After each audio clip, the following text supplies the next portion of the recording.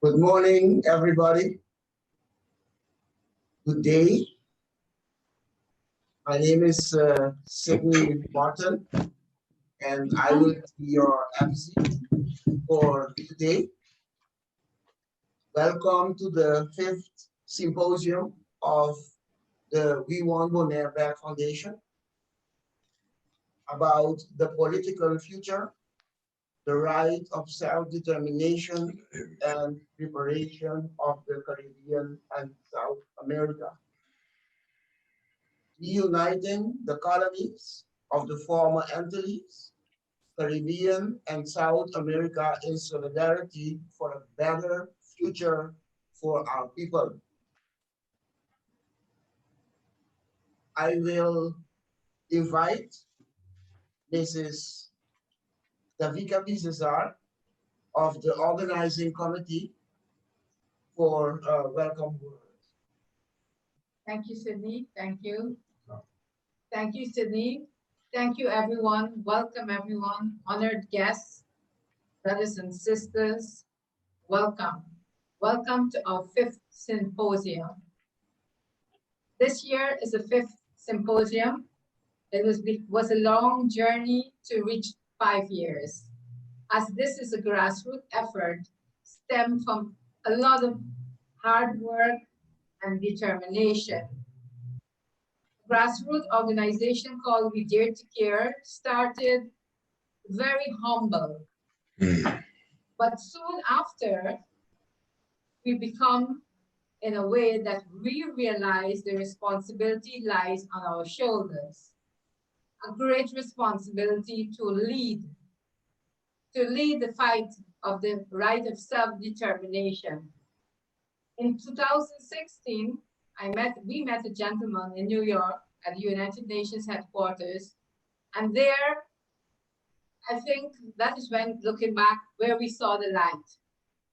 We saw the light that someone else believes in our cause and that there is a possibility. Why I say that? Because everyone at home told Mr. Finney, James Finney, it's impossible. It's impossible to fight for the right of self-determination. Why? Because Holland, the Netherlands, anchor us without our permission. All our leaders, all our politicians, in every sector of the business society, social organizations Mr. Finney went to, and they told him it's impossible, that it's too late. But here in 2016, after 5 years of impossibilities, we met a gentleman who told us that it's possible and there's a way. And he's present here today, and he's one of those who insist on this conference. He insists on this conference in the initial stages, and then I carry through it. I carry through it as a pledge, and I will say his name, sorry, Dr. Caroline Corbin. And I carry through it with a responsibility that I feel I carry heavy on my shoulders. No matter what, we should carry this conference. And this conference is very important. Today is 5 years, and I see so many faces, and I'm honored that you believe that in us and you participate in our conference. So make a long story short, we really appreciate you guys sitting with us. Many of you here today we met along the way, and many of you with us from the very beginning. Thank you so much. Thank you. I will now invite Mr. James Finney for his welcome words.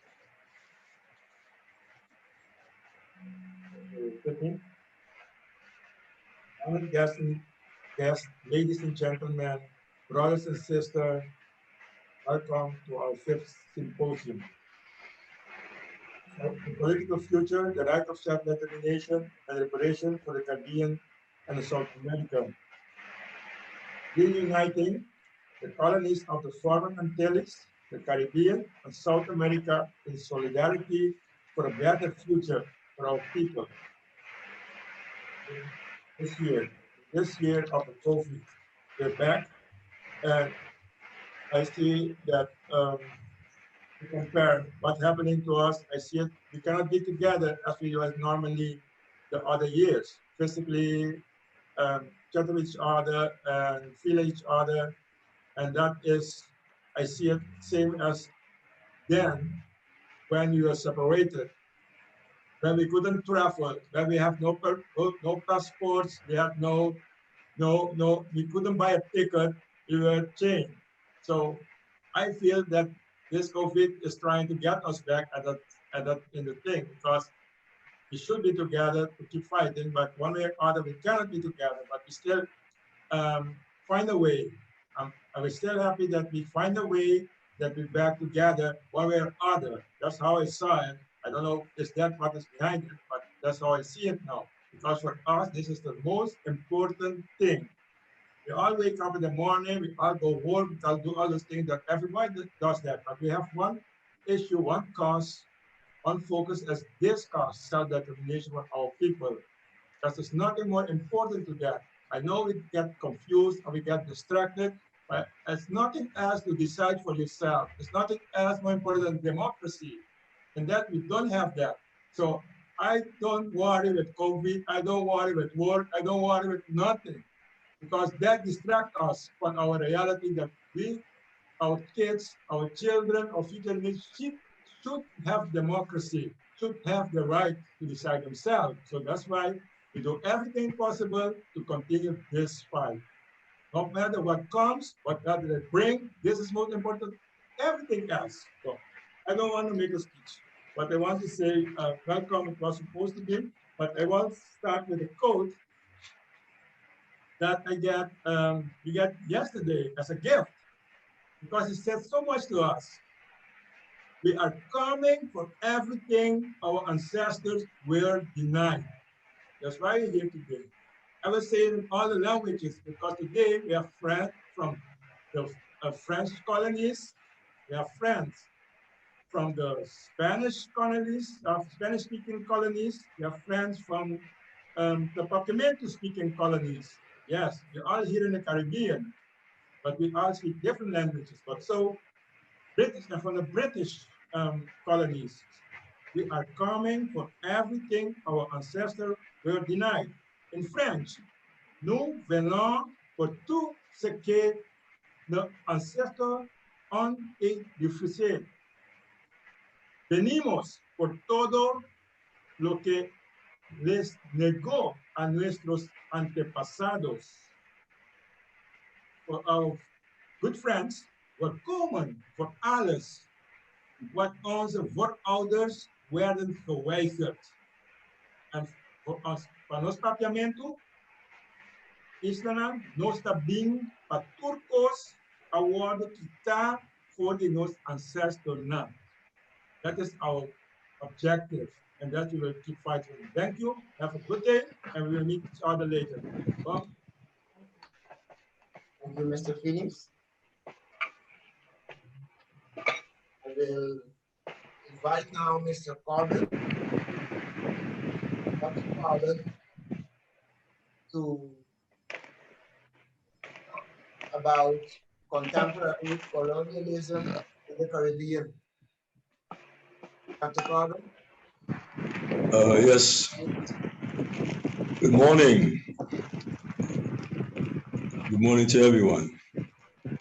I see many friends on the screen.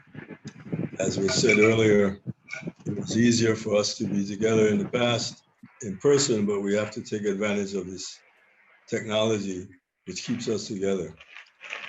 I've been asked to speak on the question of the contemporary colonialism in the Caribbean. And of course, I'll begin with exactly the composition of the non-independent Caribbean, as it is referred to. In fact, the Caribbean has the most non-independent countries anywhere in the world in such a small space.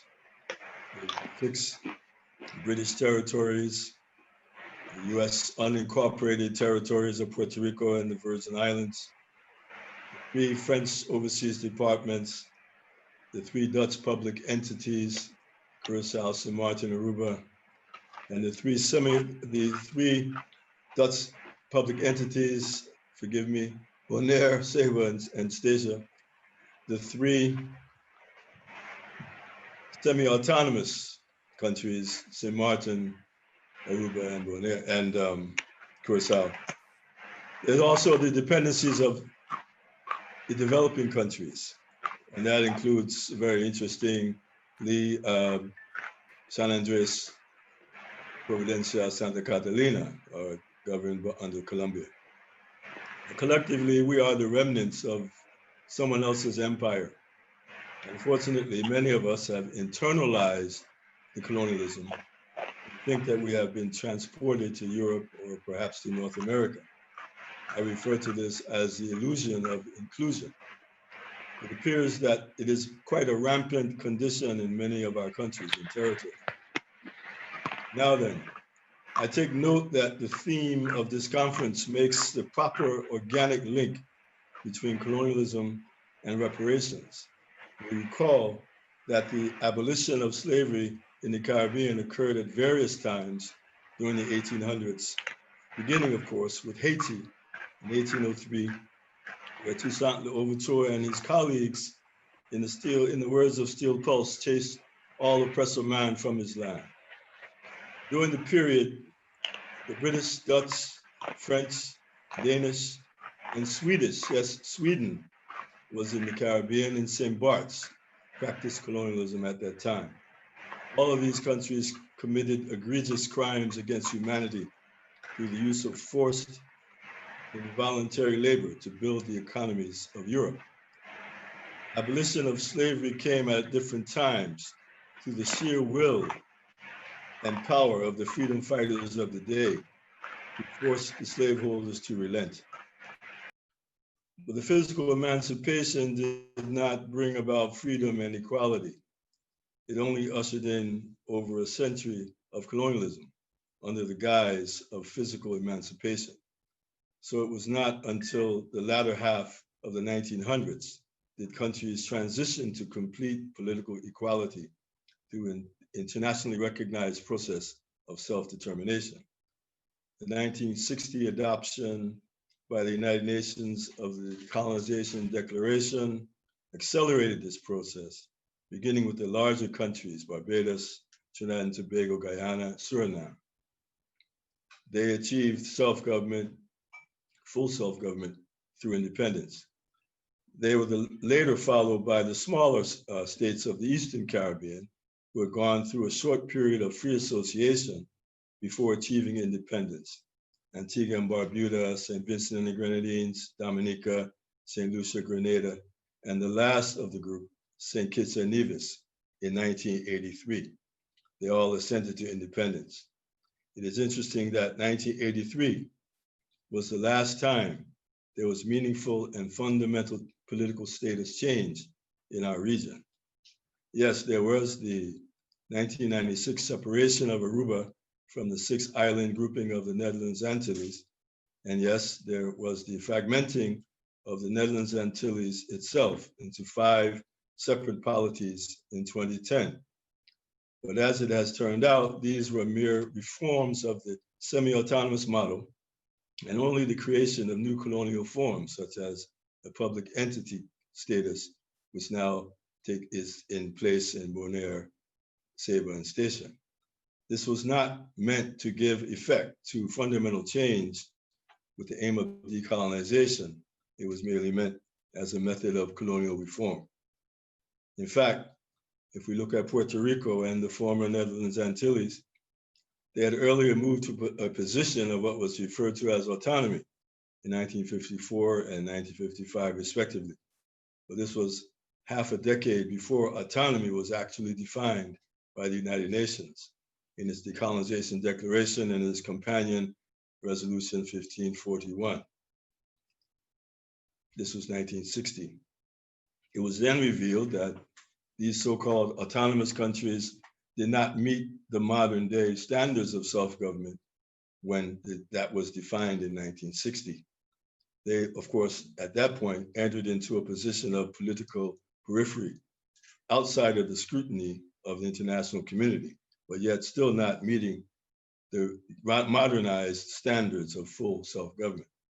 Meanwhile, The remaining British and US territories continued with varying degrees of internal reforms, including modernized constitutions in the case of 4 of the 6 British territories.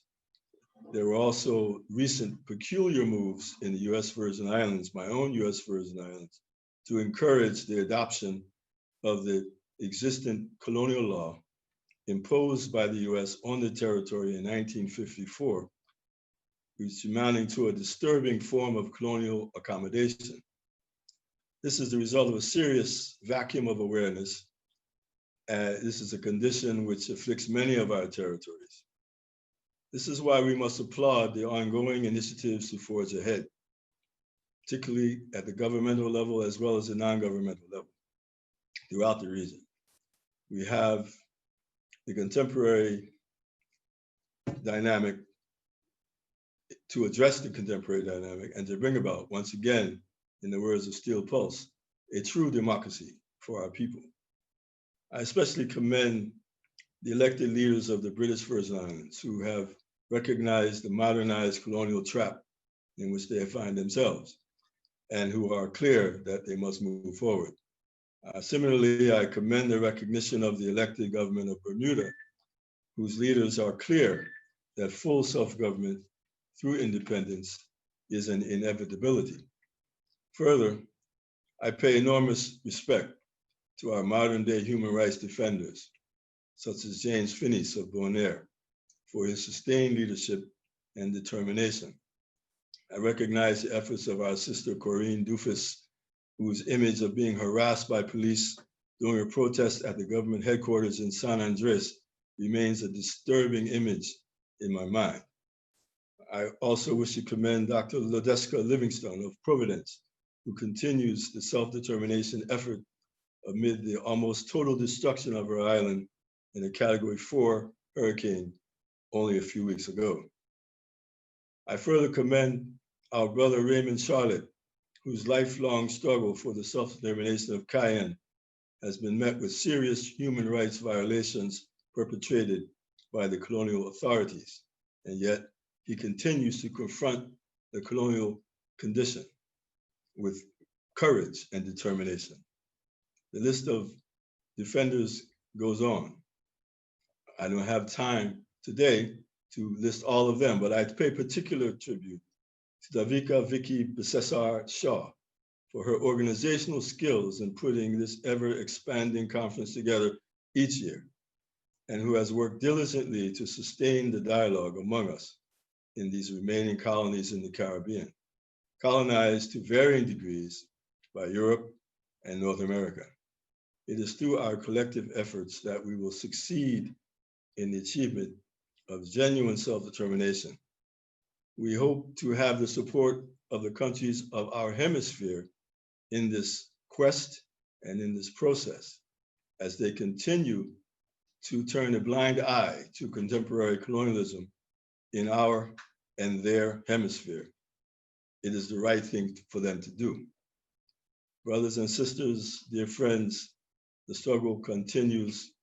Victory is assured. I thank you.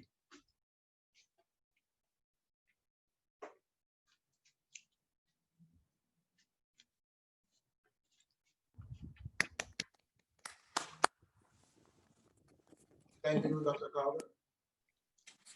We will move now to our main topic of today, the initiatives and future strategies for self-determination of Caribbean and South American territories. I will identify the island representatives and panelists for today. We have from St. Martin, Dr. Rhonda Arundel; from Grenada, Mr. Milton Coy; from Curacao, I say the Dutch pronunciation, Dr. Anders Israel Orphalin; from San Andres, Mr. Eddie Williams; from Puerto Rico, Mr. Jose Lopez. From French Guiana, Mr. Charlotte, Mr. Al Point, and Mr. Pinder. From the Virgin Islands us, Dr. Chanzira Kahina.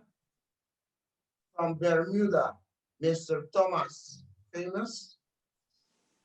From St. Eustatius, Mr. Charles Woodley. And of course, from Bonaire, Mr. James Finis. Afterwards, we will have a moment for Q&As, questions and answers.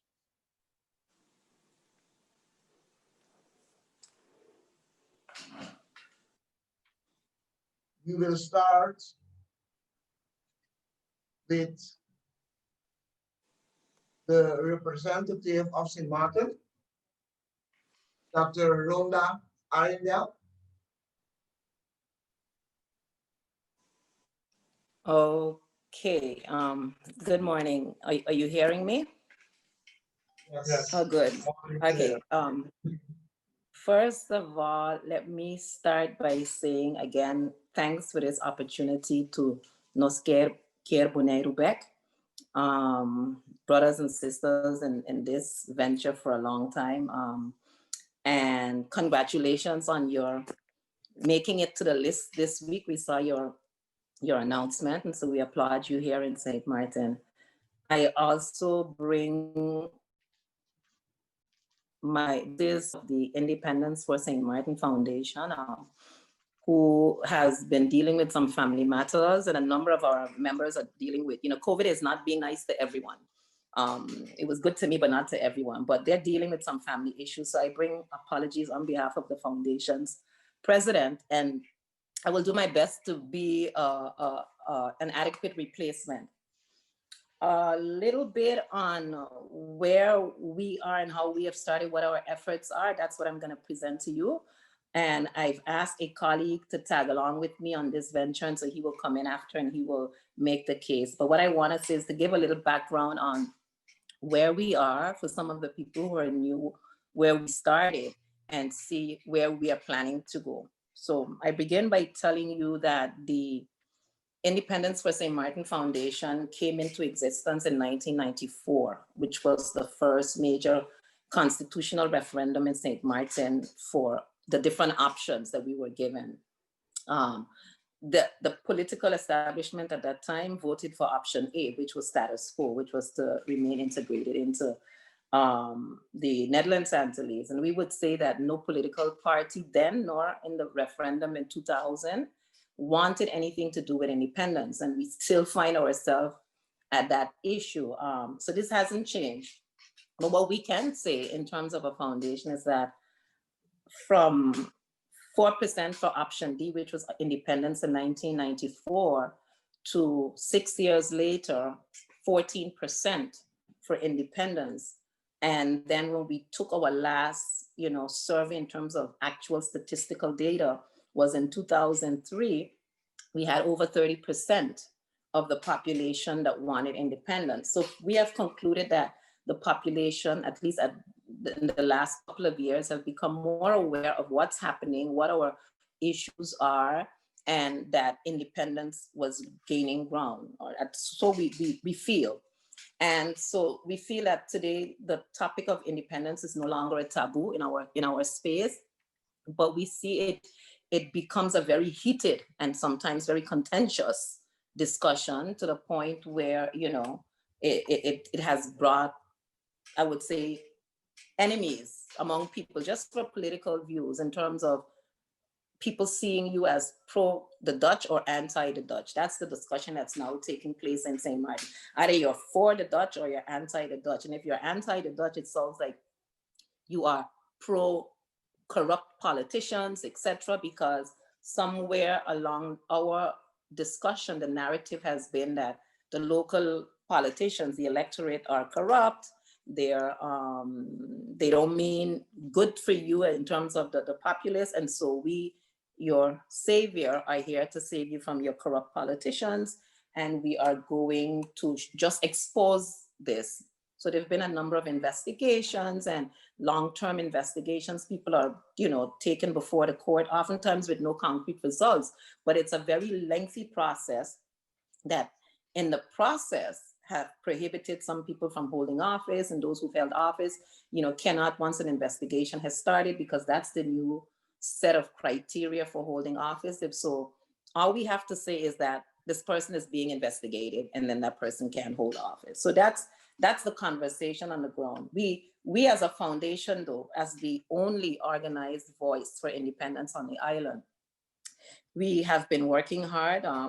Some of you we know from our 2015, 2014 conference, our conference in 2016, and we have been trying to sensitize the population in terms of what independence really means and why you shouldn't be afraid of it, because that's where the conversation is at this point.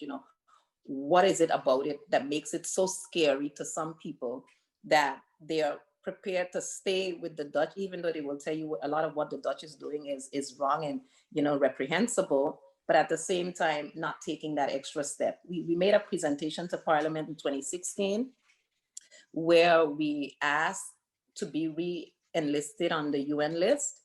We asked for a referendum to be held so that we could really gauge the pulse of the population. And what we got was that out of the 11 members that were present, 10 of them at least said they were pro-independence, right?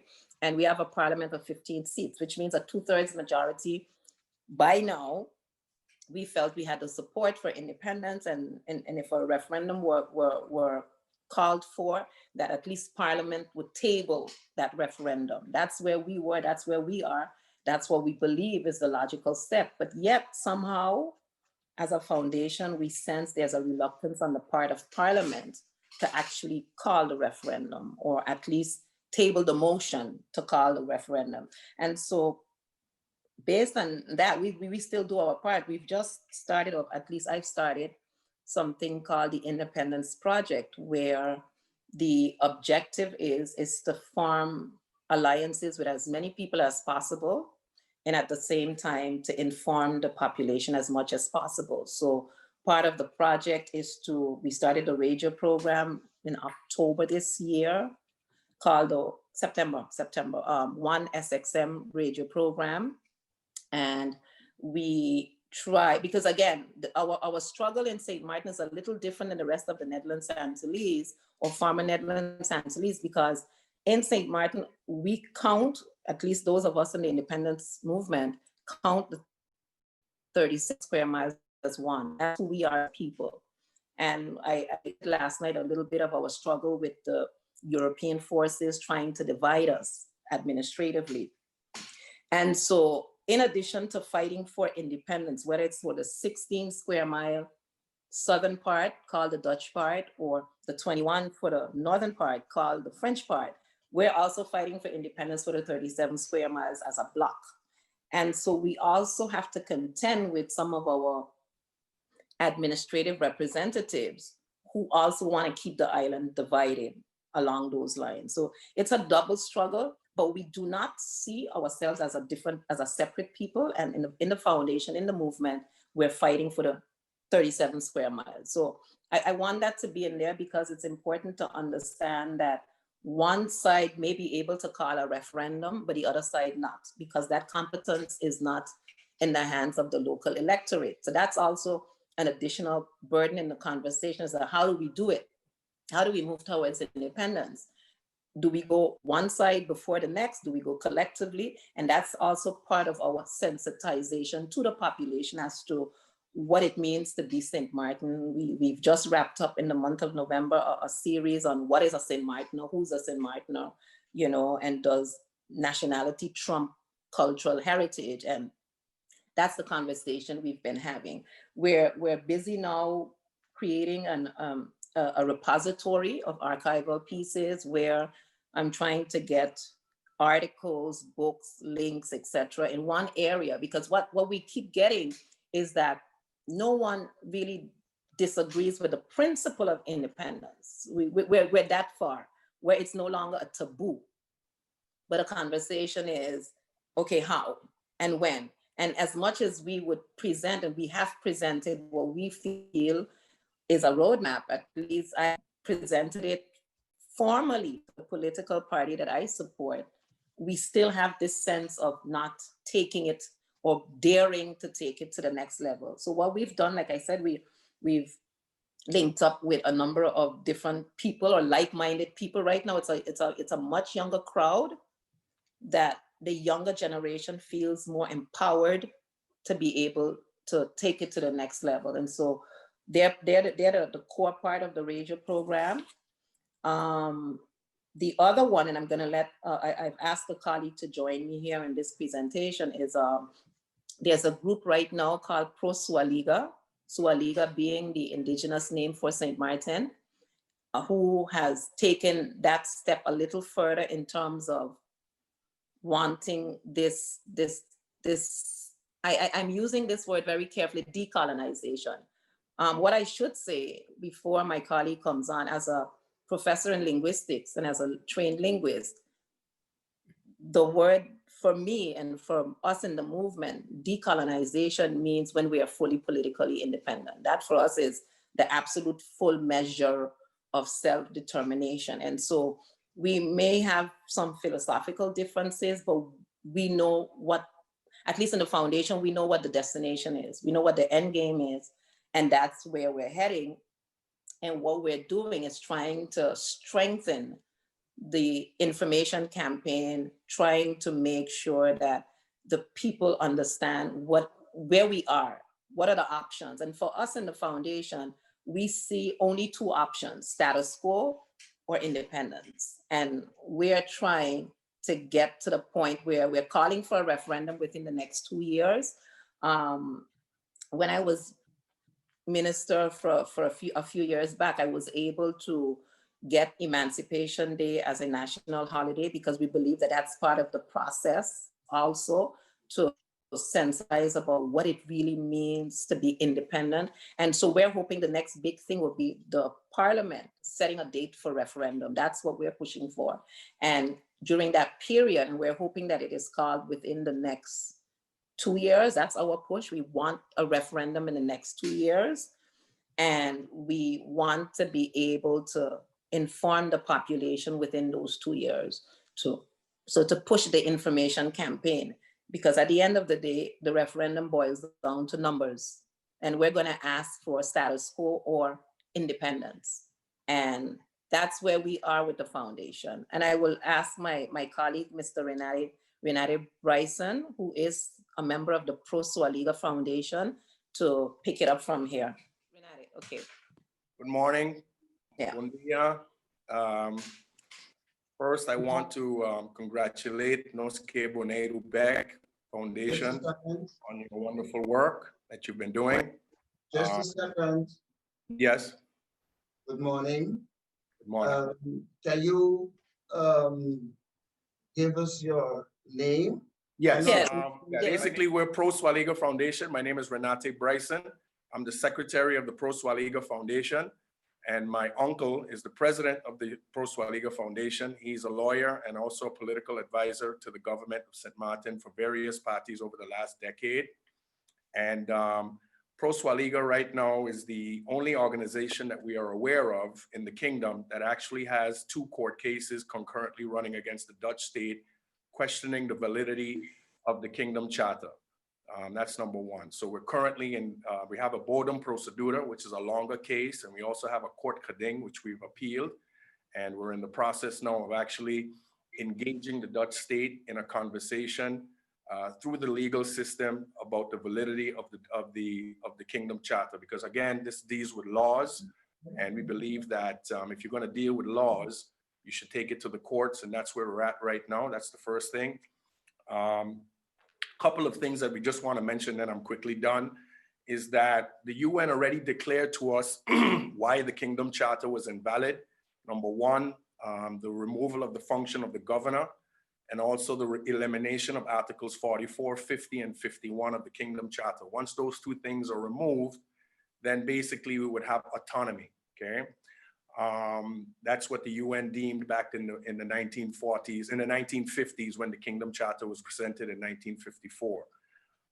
Also just want to speak about Resolution 945X, that there's no language in that particular resolution removing the former Netherlands Antilles from the list of non-self-governing territories, and that there's no resolution, period, that states that we have a full measure of self-government, a right to self-determination, nor that Chapter 11 no longer applies, like it's in the case of Puerto Rico for us. Okay, we just want to make that clear. And also the last thing is that we were accidentally omitted from the list of non-self-governing territories in 1963 because Holland did not have to report back. They were the only administering power excused from reporting back. That is why we're in the situation we're in. And that basically the UN has already done a full assessment of the Kingdom Charter and told us exactly what is wrong with the Kingdom Charter. Number one, having a governor, and number two, Articles 44, 50, and 51. Once those are removed, we'd be fully autonomous. Now, the independence side of it would actually have to be a referendum, as Dr. Rhoda Arundel clearly stated, which she's working on. And lastly, as Dr. Corbin previously said, we voted for a full autonomy in a referendum in 2000. We didn't vote for semi-autonomy, we voted for full autonomy. And as you can see right now, as Dr. Corbin mentioned with his report in 2012, and the report, I don't know, the report for Bonaire might be different, but for Curacao, that there were definitely democratic deficits. No, excuse me, that would have been 2002, sorry, not 2012, or 2012, sorry, 2012. That the Curacao had democratic deficits, which also affects Aruba and St. Martin because we are in the same conglomeration. So basically what the foundation is doing is we have a court case going on now against the Dutch state questioning the Kingdom Charter validity and also trying to get the autonomy that we actually voted for in a referendum in 2010. And that's it. Thank you very much for the time. Much appreciated. Move on to our next representative, Mr. Dr. Anders Israel Orvalim from Curacao. Good morning to everyone. First, I would like to thank Nosque Bonaire back for their consistency of 5 years organizing this conference, on which I too in 2018 was a part of it in the presentations given. I'm replacing Dr. Ben Whiteman, who's the leader of the political party in Curacao, Pueblo Soberano, sovereign people. And what I would say that we've seen this year with the COVID crisis, that the Dutch government once again is trying to manipulate us for it to strengthen its dominance over us, its colonial dominance over us, by using money, by using the money as the thing to get us to become more dependent from the Netherlands.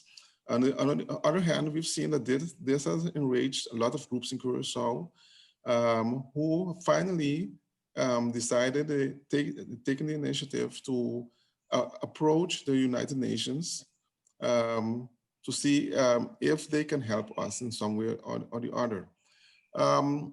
The point of view from Pueblo Soberano, from which I'm also a member, is that we're not necessarily talking about independence because the General Assembly Resolution 1541 gives us 3 options for becoming a sovereign state, and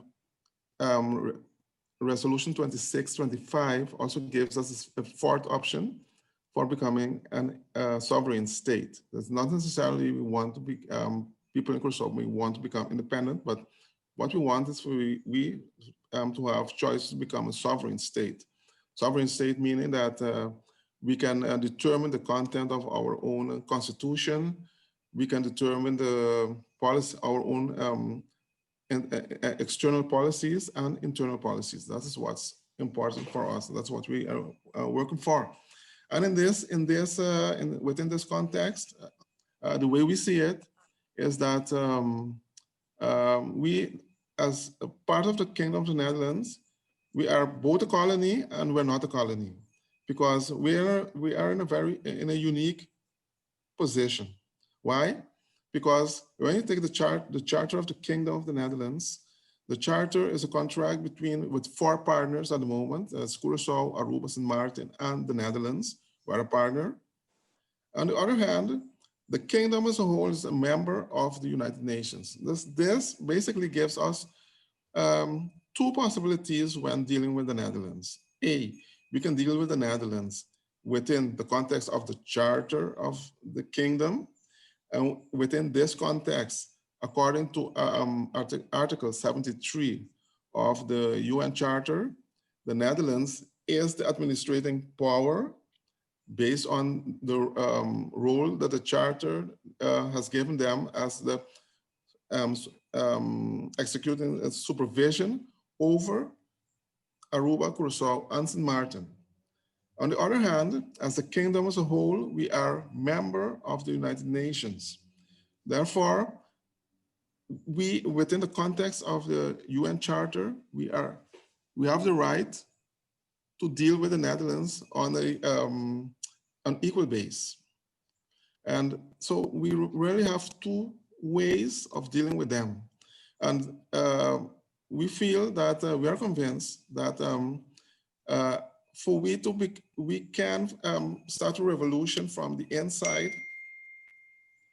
where we can try and make the United Nations a partner in our relations with the Netherlands. We have that choice, because when you take Resolution 945, which was mentioned just now, Resolution 945 has an amendment that's called the Uruguay Amendment. The Uruguay Amendment really gives us the possibility to approach the United Nations. If we have a dispute with the Netherlands, we can approach them without any conditions, without any preconditions. We can approach United Nations and we can ask them to intervene in a dispute between us and the Netherlands. But the thing is, we have never, ever made use of this opportunity. It's an opportunity we can still make use of it anytime, if the Netherlands, because you've heard the word democratic deficit meaning that all the kingdom institutions within the Kingdom of the Netherlands are Dutch institutions. Let's say the Supreme Court is manned only by judges of the Netherlands. The council, the advisory council of the kingdom, is mainly more than 9%. It consists of Dutch citizens. The parliament of the kingdom is the parliament of the Netherlands. The first and second chambers of the parliament of the Netherlands, they are the parliament of the kingdom. The ministers' council of the kingdom consists of all of the ministers of the Dutch government, with 1 representative from Curaçao, 1 from Aruba, 1 from Bonaire, so from St. Martin. So we really don't have any voice, any say within the kingdom, and that makes us really puts us in a position of where we are basically a colonial. We have to accept everything from them, and here is where we feel that by going to the United Nations using the Uruguay Amendment, we have the opportunity to bring the United Nations in when we're dealing with the Netherlands, and so we can create a more balanced, a more level playing field for us. So that is where we want to go to. We are trying to go. There are a lot at the present moment. Next year, in March, we have elections in Curaçao, and we've seen the rising of different groups who want to, parties who want to integrate us in the Netherlands, which using the false perception, selling false perception to the public that if we become a part of the Netherlands, if we become a municipality of the Netherlands, we will have equal rights with the people in the Netherlands. But this is a false perception, because if you take, for example, in Mayo in was part of the Comoros, the Comor archipel in the Indian Ocean. They also opted to not to become independent, but to become part of France. And if you look today, the people on those islands are second-class citizens. They are second-class citizens. And we don't even have to go far. We just go to Bonaire and Statia. It's the same, it's all the same. So it's a perception that money doesn't buy everything. But that is what is being sold by some of the groups here in Curacao. And we're doing our best to try and counter them with correct information to show them that being a sovereign country, we do have possibilities, and even as a small nation, we can survive, because the principle of the United Nations is, and still is, that nations need to cooperate with one another, and by cooperating with one another, you don't need to be dependent from one particular nation. So that's the message we're trying to sell and trying to convince, at least here in Curacao, the people is what we can do. So basically for us, whether or not we choose for independence, we do have, at present, we do have tools with which we can fight colonialism from within. That is my message for today. Thank you. Thank you, Mr. Orphalin. And also within the time, very good. Thank you very much. We now move to San Andres. We move to Mrs. Corinne Duffus. Good morning to each and everyone. God bless you richly. Glad to see you guys this morning. I just want to say hello to Sydney. God bless you. Glad to see you. I don't know what's wrong with Eddie. He thought that I told me that he was coming, he was connecting this morning, but I don't know what.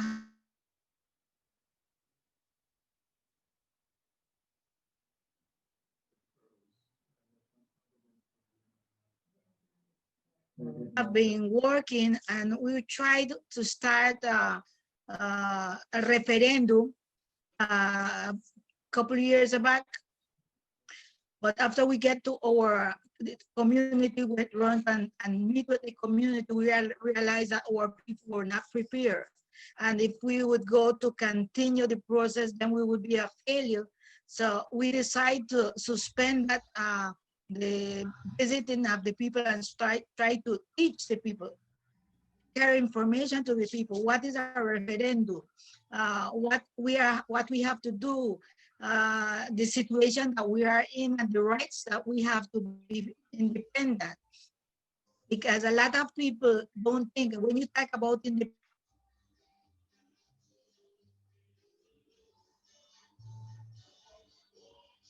that bring you to that situation of begging, not looking for what you want. So the idea that we right now we're working at, that we will have to work for about approximately 2-3 years in getting to the people and giving them right information and educating the people of what is a referendum, and then we will be able to continue with that process and take out this referendum. The Colombian government do not accept that we are a colony. So whenever we go to the Senate and the document to the United Nations, they all time say, no, they are not a colony. They have some rights, they do this, but we know that we have the rights of to be independent. We have read the different resolution the 1541, the 1514. So we know that we have the right and we are still fighting for our independence. So we are in that process. And I think that this group that we are in right now will help us and support us to continue the process, because I think you guys are more advanced than us. But that's why we are here. And I think that's what we are looking for, the unity that we can able to strengthen the different colonies that this nation have bring to colony. So I want to thank you guys for being part of this group, because we were last practically in the Caribbean Sea without no support for no one, because we didn't know how to go ahead with this process. Well, with you guys, I think we will be able to advance a lot, because you guys can teach us a lot to continue the process. Thank you so much, Cindy.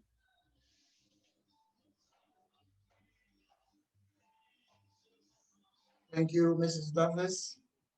Thank you. We invite now from Puerto Rico, Mr. Jose Lopez. Thank you very much. Welcome. I'm speaking to you from Bayamón, Puerto Rico. And I also thank everyone for being in the struggle, very important fight that we must do. Okay, my presentation, I'm calling it my strategy for our self-determination. I believe that Puerto Rico remains a colony because Puerto Ricans are ignorant of our true history. The United States government has manufactured our ignorance to keep us colonized forever. But the events of the summer of 2019 has given me hope that Puerto Ricans could be awakened. Puerto Ricans made world news when we massively and permanently protested in the streets to demand that the so-called governor resign. We had at last become indignant upon learning that Ricky Rosselló had made some derogatory remarks about Puerto Ricans. Those remarks infuriated us to the point that we protested until he resigned.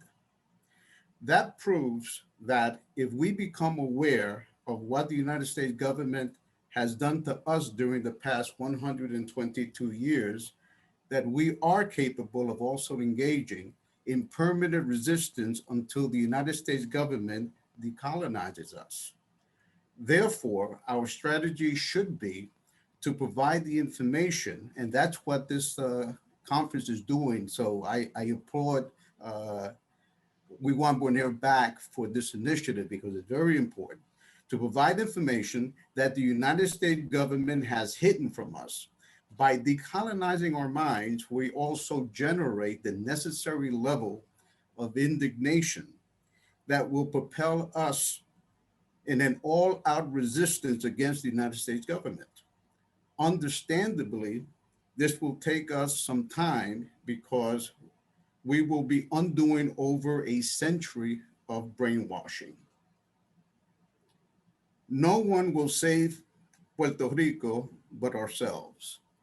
But we must begin by deintoxicating ourselves from the lies that we have been programmed to believe. Here are just a few. Number one, that Puerto Rico has a government that represents Puerto Ricans. We don't. That government only represents the United States government. The biggest proof of that is that more Puerto Ricans live away from Puerto Rico than in Puerto Rico. By voting in Puerto Rican colonial elections, we are confirming that our minds are colonized. And that is the majority of us. Number two, Puerto Rico was a Spanish colony at the time of the United States government's invasion in 1898. We were not. We were a Spanish province. Spain had offered Cuba and Puerto Rico to become a province in 1897 because she feared that she would eventually lose her two remaining colonies in America.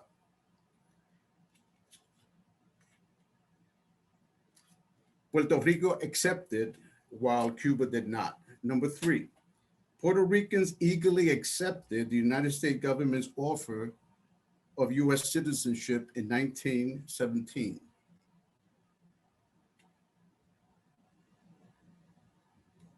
We did not. We emphatically rejected it. We have US citizenship today because the United States government forced it upon us. Number four, Puerto Ricans could lose US citizenship at any time. That is impossible. The last thing that the United States government wants is for Puerto Ricans to renounce US citizenship. Even Oscar Lopez Rivera, who spent almost 35 years in prison for supposedly committing seditious conspiracy to overthrow the United States government in Puerto Rico, never lost his citizenship.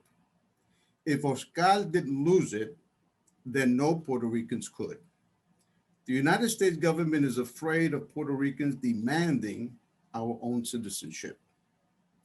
Number five, the United Nations is doing everything it can to decolonize Puerto Rico. That is not true. There is a lot that the United Nations could be doing, but it chooses not to. For example, the UN refuses to broadcast live its own annual Puerto Rico decolonization hearing on its own media outlets. The United Nations refuses to put Puerto Rico back on its list of colonies.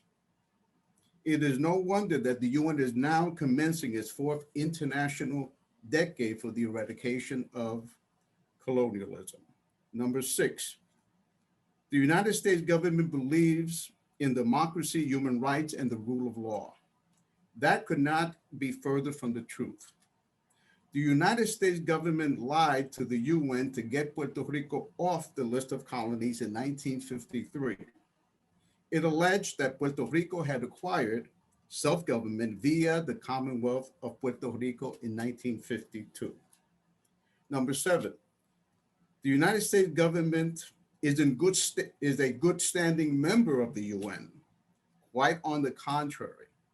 Most nations of the world consider the United States government to be, by far, the biggest threat to peace. The United States government has never complied with the United Nations Charter that prohibits colonialism since it was founded 75 years ago.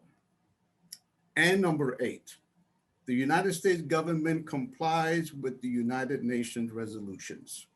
The United States government doesn't comply with any resolution that it doesn't like.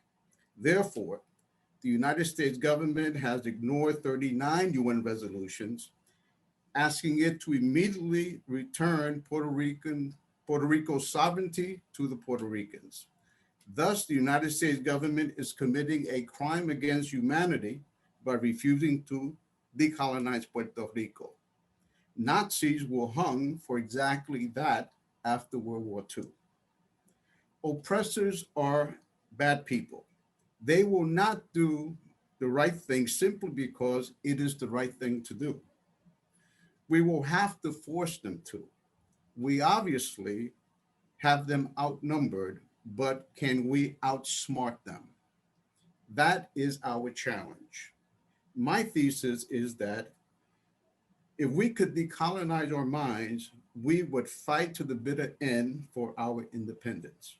Therefore, I believe our strategy must be to continue providing the truth today, tomorrow, and forever. The truth will set us free. Thank you. Thank you, Mr. Lopez. Thank you. Thank you.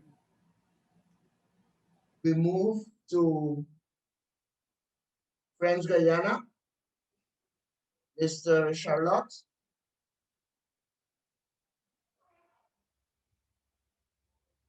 Mr. Charlotte.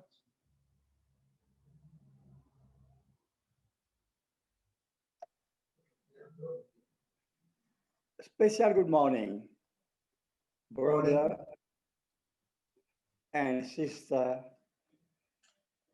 in the fraternal Caribbean in South America. This morning, I called Mr. Xavier, General Secretary of UTG. He confirms our position, namely the UTG vote in 1971 national independence. At the 14th Congress of the Workers' Center 2016, the registration Guyana on the list of countries to be decolonized. At this Congress, Raymond Charlotte presenting this motion, supported by Maurice Pendar.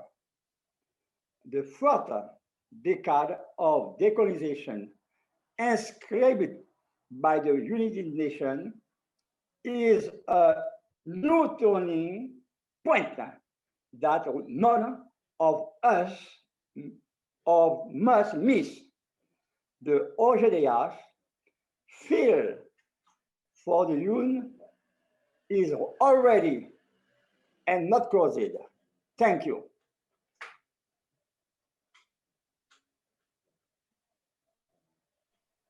Thank you, Mr. Charlotte. Mr. Alpois. Later, I send a mail for you.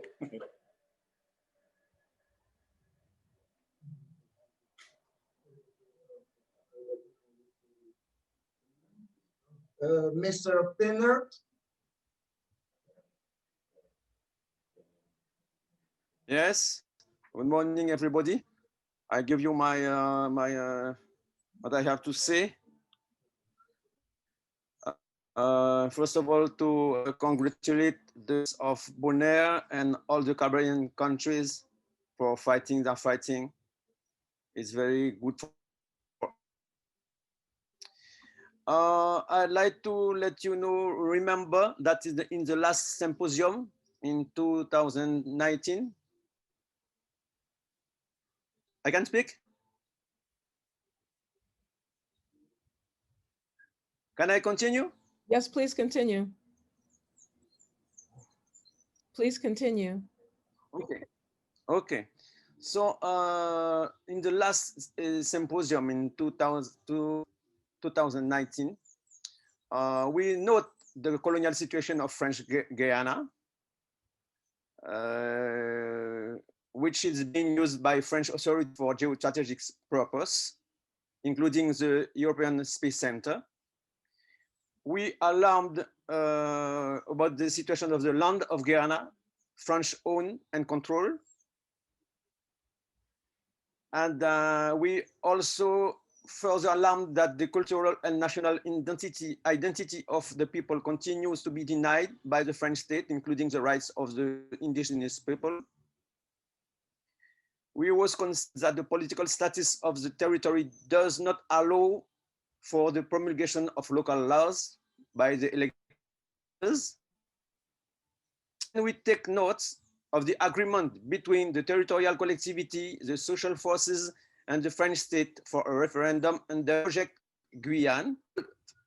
We calls also for the participation of international observers to ensure a free and fair process and support the struggle of the Front Guyanais pour un changement statutaire, Guyanese Front for a statutory change.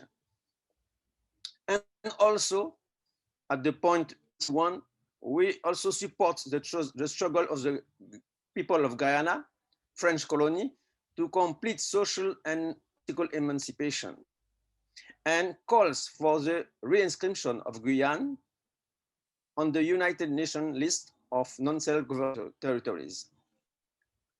At that point, I'd like to let you know how the fight for decolonization is going on in Guyana, the last colony of the continent.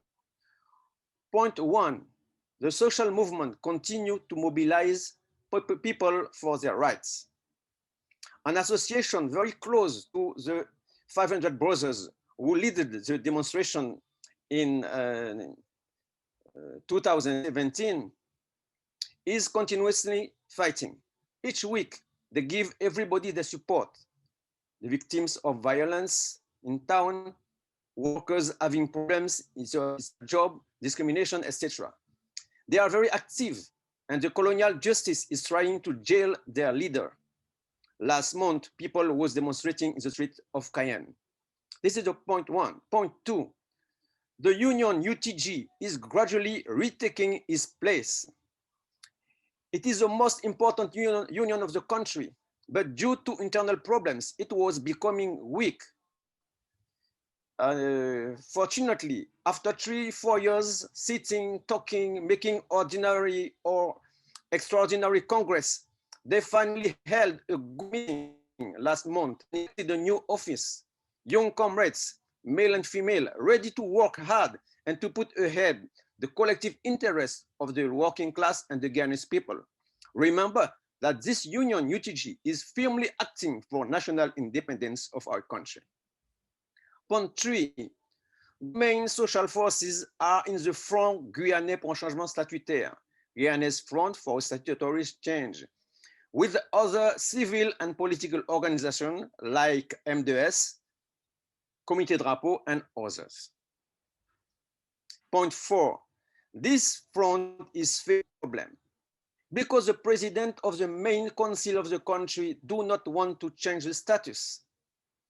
Even if we blocked the assembly and compel them to vote the document and the principle of a new local referendum on that in January 2020, this year, he is constantly playing a bad game, wasting time, following the agenda of the French government, always finding a third way. For instance, he agreed to change the status, but he wants another status, a sui generis status. Good. So he decided to make another commission with experts of France to analyze again and again the situation everybody already knows. So the front is constantly making press conference to complain and try to force them to respect their own decision. Point five, MD, political movement I am in, Movement for Decolonization and Social Emancipation, is fighting within the front in order to get a better political status with more autonomy and the right to have our local laws in different important matters like education, immigration, land, housing, etc. Like in New Caledonia. Okay, but we know that way is difficult. Even at the local referendum, the French government is able to change the question to ask the people in order to get an unfair vote like in 2010. So at the same time, we continue to explain the right we have to get our sovereignty. We try to read our people. The colonial policy divide all the time. One side the Creole, another side the indigenous people and the Maroons, and the rest of the population with metropolitan and various immigrants, including the Hmong coming from Laos in 1977. Is sensitive.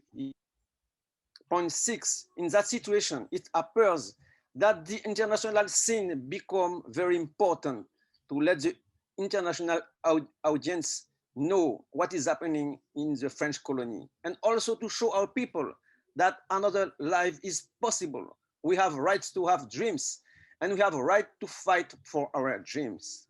At the same time, our comrades in the Dutch colonies are fighting hard. The other non-independent countries of the Caribbean are claiming the UN decide another decade to eradicate colonialism on the earth. CARICOM is ready to help.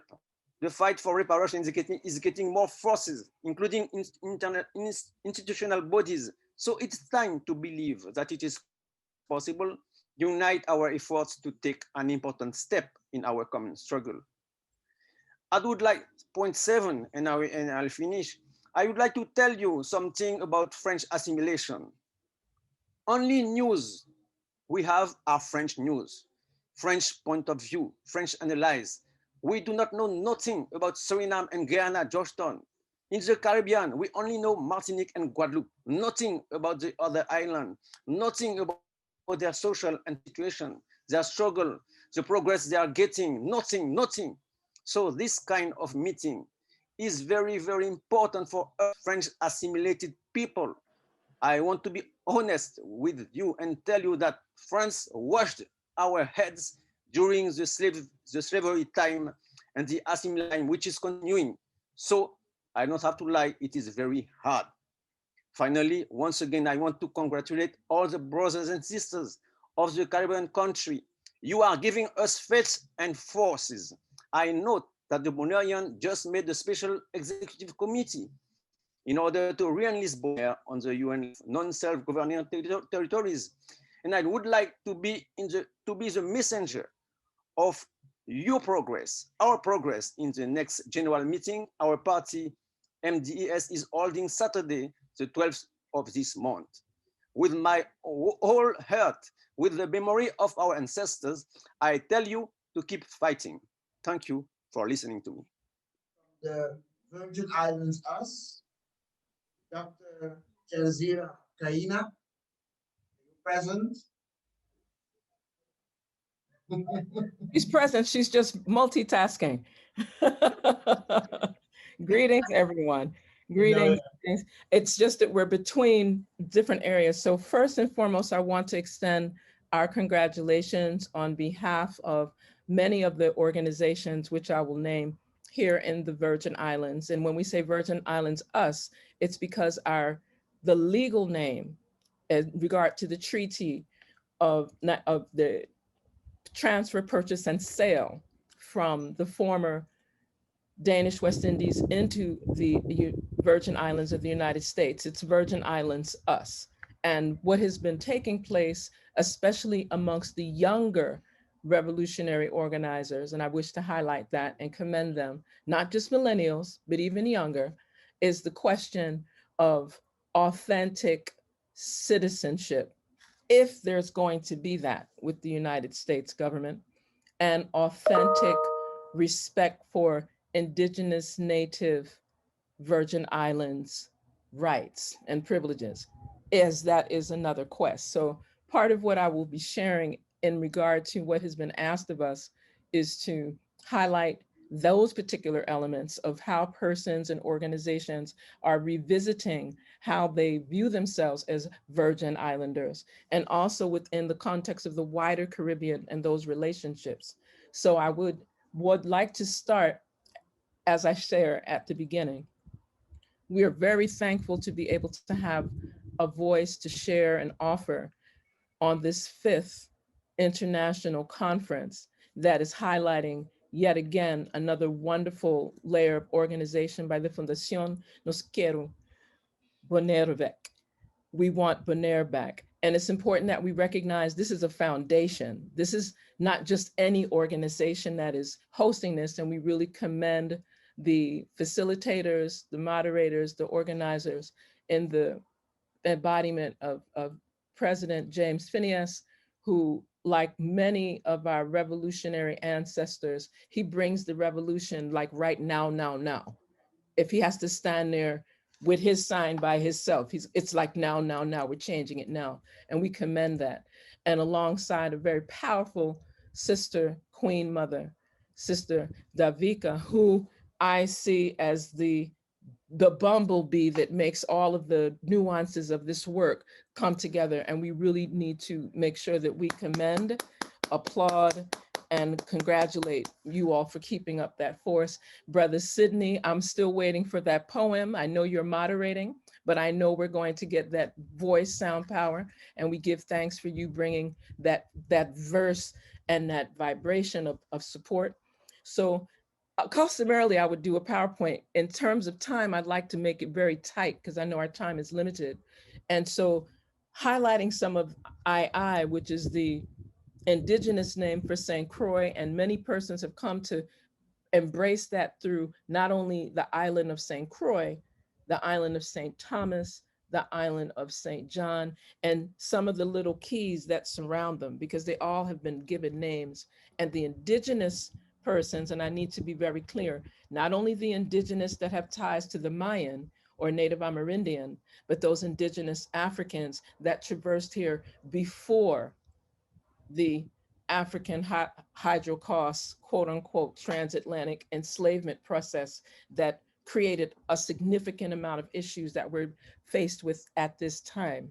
So these reflections on initiatives are staying focused on the theme, the initiatives and future strategies for self-determination of Caribbean and South America territories. When it comes to the Virgin Islands, and for persons that aren't familiar, keeping in mind that there has been a long-standing amount of research on the indigenous African, indigenous Native Amerindian presence in this space. So we speak of the Kalina, the Kalinago, the Igneri, the Siboney, et cetera, et cetera, et cetera, as having ties in this space. At the same, and again, speaking pre-15th century. So we're talking pre the so-called discovery of these lands. There is we no longer accept the time marking through persons like Christopher Columbus as the beginning of anything, because that was a haphazard issue that is given too much importance in our history and legacy. However, from 1730s, there was a significant intention by the Kingdom of Denmark to then have ownership and serve as sovereigns of these very beloved isles.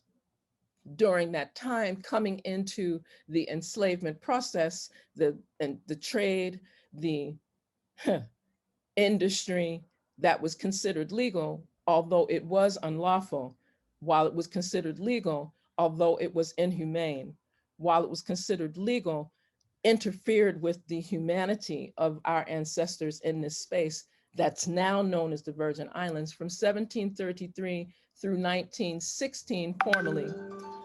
On 1916, marking that time of the purchase, sale, and transfer from the Kingdom of Denmark to the United States.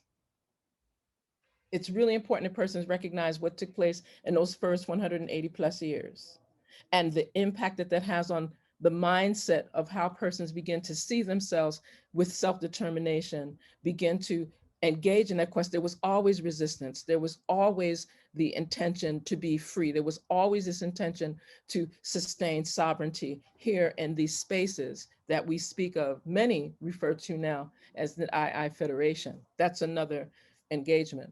I encourage persons to look at the website, A People's Historical Journey to Self-Determination. I'll repeat it again, A People's Historical Journey to Self-Determination, because it's a presence that's created by multi-generational indigenous, native, African persons here in the Virgin Islands talking about the treaties, having discussion and taking action on the quest for independence, and more importantly, for a form of support that was guaranteed to the inhabitants of the Virgin Islands, even in those treaties, that has not been forthright. And I speak to that in regard to, as I speak of this enunciation, how we begin to look at the social justice issues, the human rights affairs, the freedoms that are afforded to Virgin Islanders of the US, right? And those that desire to have more autonomy and to have more recognition. Persons speak of citizenship, and although persons in the Virgin Islands are considered quote unquote American and have quote unquote the ability to carry a US passport, they cannot vote for the president of the United States. They can be inducted, and I like to put it in a nice form. They can go into selective registration and be in the US military and defend the country. However, the representation on the House of Congress, our congressperson that is elected locally, does not have a vote in the US Congress. The same US Congress that can define whether or not we will utilize the Revised Organic Act as referenced by Dr. Carlisle Corbin of 1954, right? That is a very dated document and is again through the same US Congress that our representative cannot vote in. Very important for persons to understand that. So we don't have the Commonwealth status. We are a non-incorporated, non-self-governing territory of the United States. So yes, there are organizations inclusive of many, like the Parent Ankem Smai Tawi, which focuses, yes, on ancestral traditions and culture, healing, arts, technology, and spirituality. However, we have always been called, many of our representatives, including some of the young persons that are associated with Parent Ank, have been asked to give testimony, to give words of strength to this struggle of how do we properly engage our people in a public education and political educational process so that we are truly making the authentic decisions for the greatest and highest good of the Virgin Islands. And again, remembering our relationships in the wider Caribbean. This brings a couple of things to point. We have, and we've heard it earlier, and I wish to thank Brother James for reminding us, we are coming for everything our ancestors were denied. Everything, everything, because they did not have a voice. And their voice that was coming forward was completely ignored. There was a creation of a form of invisibility, like now the youth refer to it, they just disappeared because there was a intentional resistance, a intentional ignorance around things that repaired the damages done by enslavement and other vestiges of colonialism. The displacement of land, another reality that we share in this entire region, because this is institutionalized and systemic forms of racism and institutionalized and systemic forms of classism, right? The disaster capitalism piece is a whole other piece, because now persons are using different forms of trauma, not only from enslavement now, but from the actual hurricanes that have been aggravated by our collective disinterest on climate change and global warming realities that we thought did not impact the devastation of what has been experienced by hurricanes, earthquakes, flooding, etc., fire, etc., in this region and definitely around the world. And we see it and we feel it here in the Virgin Islands significantly. We're still recovering from the Maria Category 5 hurricanes of 2017. So we really feel like in our bones the trauma that is experienced by our sisters and brothers in San Andreas, Isla Providencia, and Isla Santa Catalina, under the same vestiges of colonialism, right? Because that brings a whole other piece to that. We speak of the civil unrest that has been going on, whether it's protests, whether it's around Black Lives Matter, All Lives Matter, any of these movements around reparatory justice, reparations in general, restitution for things that have been done incorrectly, repatriation, persons are just are leaving from the region because of the institutionalized forms of systemic racist, classist, and I have to add sexist realities that are impacting our communities and our societies. Hence this COVID-19 pandemic, and I say that term pandemic clearly, because there are vestiges inside of that. The same inequities that existed before COVID-19 are now complicated in terms of limiting movement, in terms of limiting treatment, in terms of limiting the method in which people even engage in the process. So we went from, there was a significant revolutionary change. Many of us speak of it requiring like another century before we actually get to the next level of our struggle. But I hope persons notice that from March 13th to March 31st of 2020, we made a 180-degree shift, actually 360-degree shift to a new point that started, and everybody wears masks. wash their hands. We washing our hands until the alcohol is bleeding off skin. Let's be honest. And we're doing physical distancing, and it happened just like that. Boom, it's law. You must do that. And that same revolutionary shift that we did behind a global health pandemic is the same shift when we say we are coming for everything our ancestors were denied. And we need to fortify our bodies and fortify our immune systems. And that means fortifying not only the personal self, but our families, our communities, our villages, our nations, and beyond. That's what this next layer of undoing the colonization trauma, undoing the dehumanization that has been imposed on us, and undoing these different layers of domestic and international terrorism, because it's terrorism, not supremacy of anything. It is terrorism to dismantle the very core of how our brothers and sisters really see ourselves and want to engage. So whether it is to look at our conversations as we have to explore in the Virgin Islands how we have had difficulty with constitutional development. And I would leave the details to the Honorable Dr. Carlisle Corbin because he's familiar with all of them.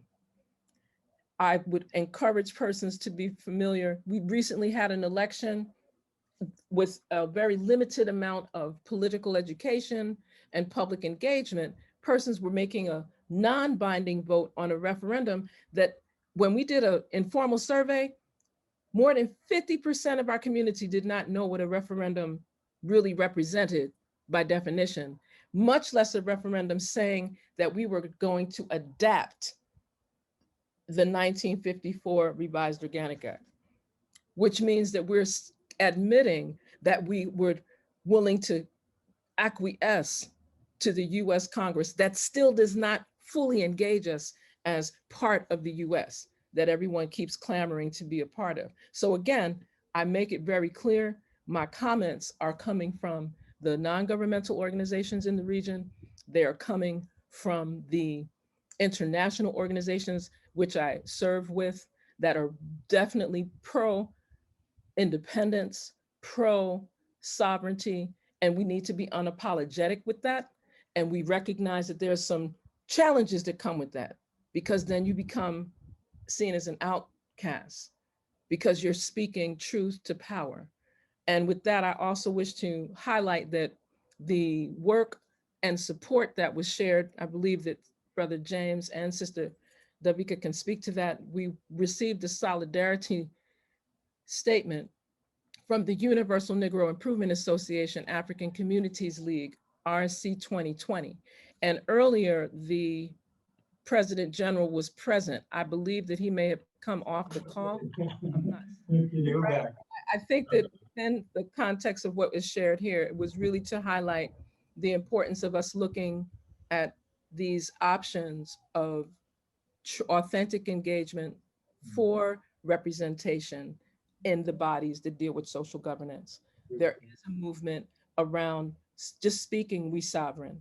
There is engagement in reparations because there is reparatory justice that is to be shared with our sisters and brothers in all contexts and forms. And I really encourage persons to look for that website, A People's Historical Journey to Self-Determination, because it will provide you with a plethora of information on articles, essays, Virgin Islands Freedom Talks, engagement, so you can see what our sisters and brothers have been quite centripetal to here in the Virgin Islands to support these efforts. And again, what is being done by the wondrous work of this body is definitely respected, and we hope that it's protected. And let's remember that we are here, and we're making sure that we return all that is ours,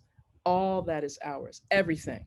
And with that, I just say, giving thanks. I look forward to hearing a little bit more in that regard. And just know that you have organizations inclusive of the UNIAACL RC 2020 that offer their support and solidarity to this message. So you always hear people, liberation, one God, one aim, one destiny. You'll hear persons speaking from the Caribbean Pan-African Network that support this particular effort and work, brothers and sisters that are linked to Per Ankem Smai Tawi, various houses of the houses of Rastafari, because again, they too have been part of this movement for a long time. So again, are lending their support in a very positive and progressive way.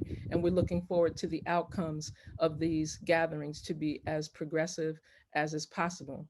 The setting in my background is the grounds of African Maroon sanctuary lands. This is the lands here on St. Croix where our ancestors would gather before they left to declare and decree their freedom, even under the most horrific experiences of enslavement. Let us be free, and let's keep freedom at the forefront of our work. A luta continua. Victory is certain. Thank you. Thank you, Dr. Zanzira. I promise to send you not one, not two, but 3 poems. Thank you.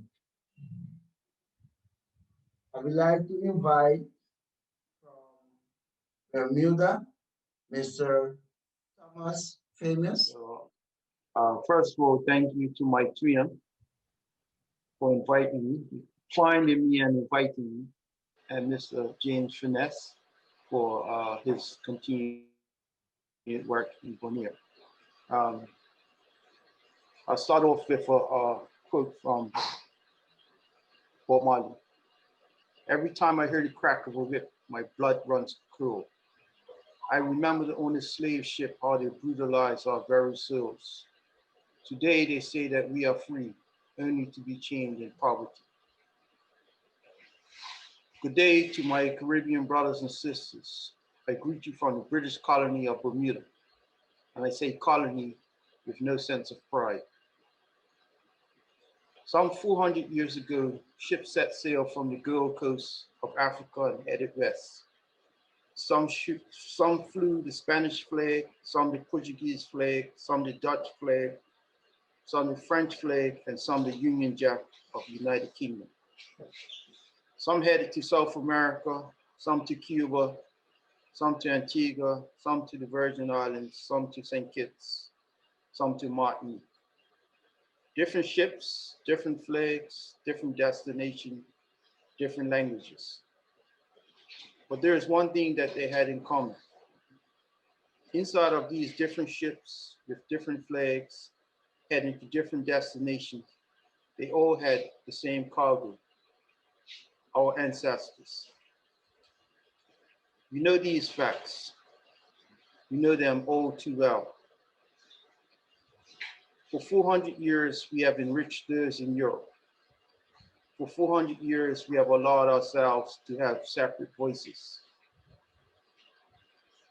We have no control over the moral and economic depravity of others.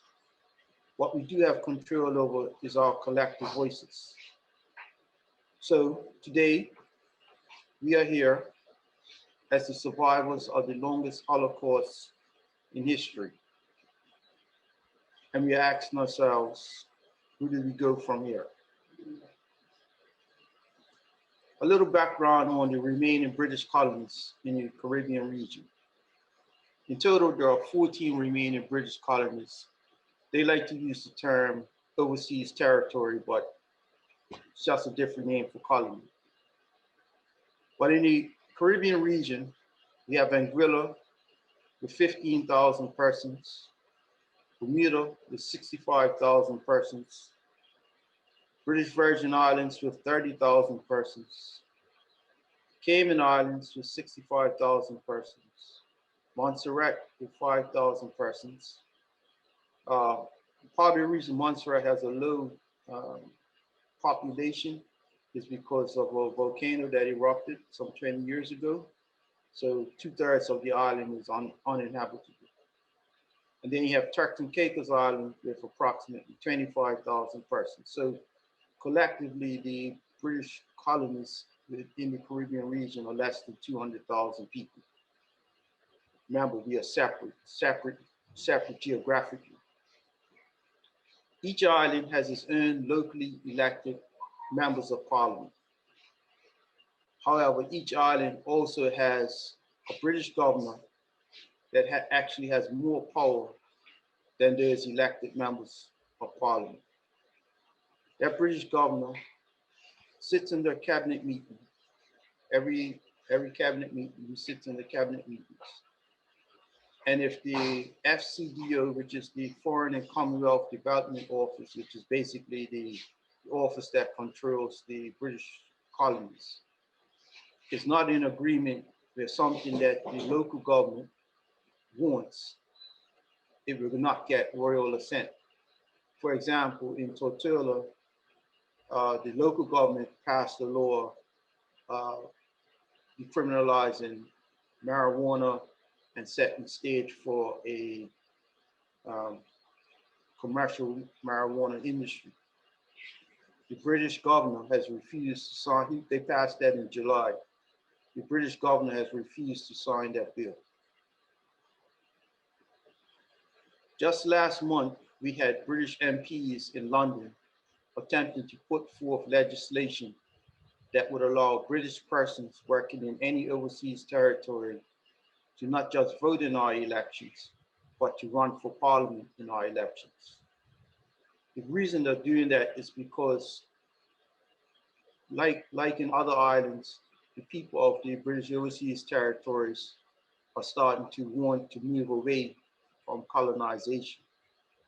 And what the British want is that they have their people working in our islands, and they are now able to vote, which would sway elections or suppress the vote one way or the other.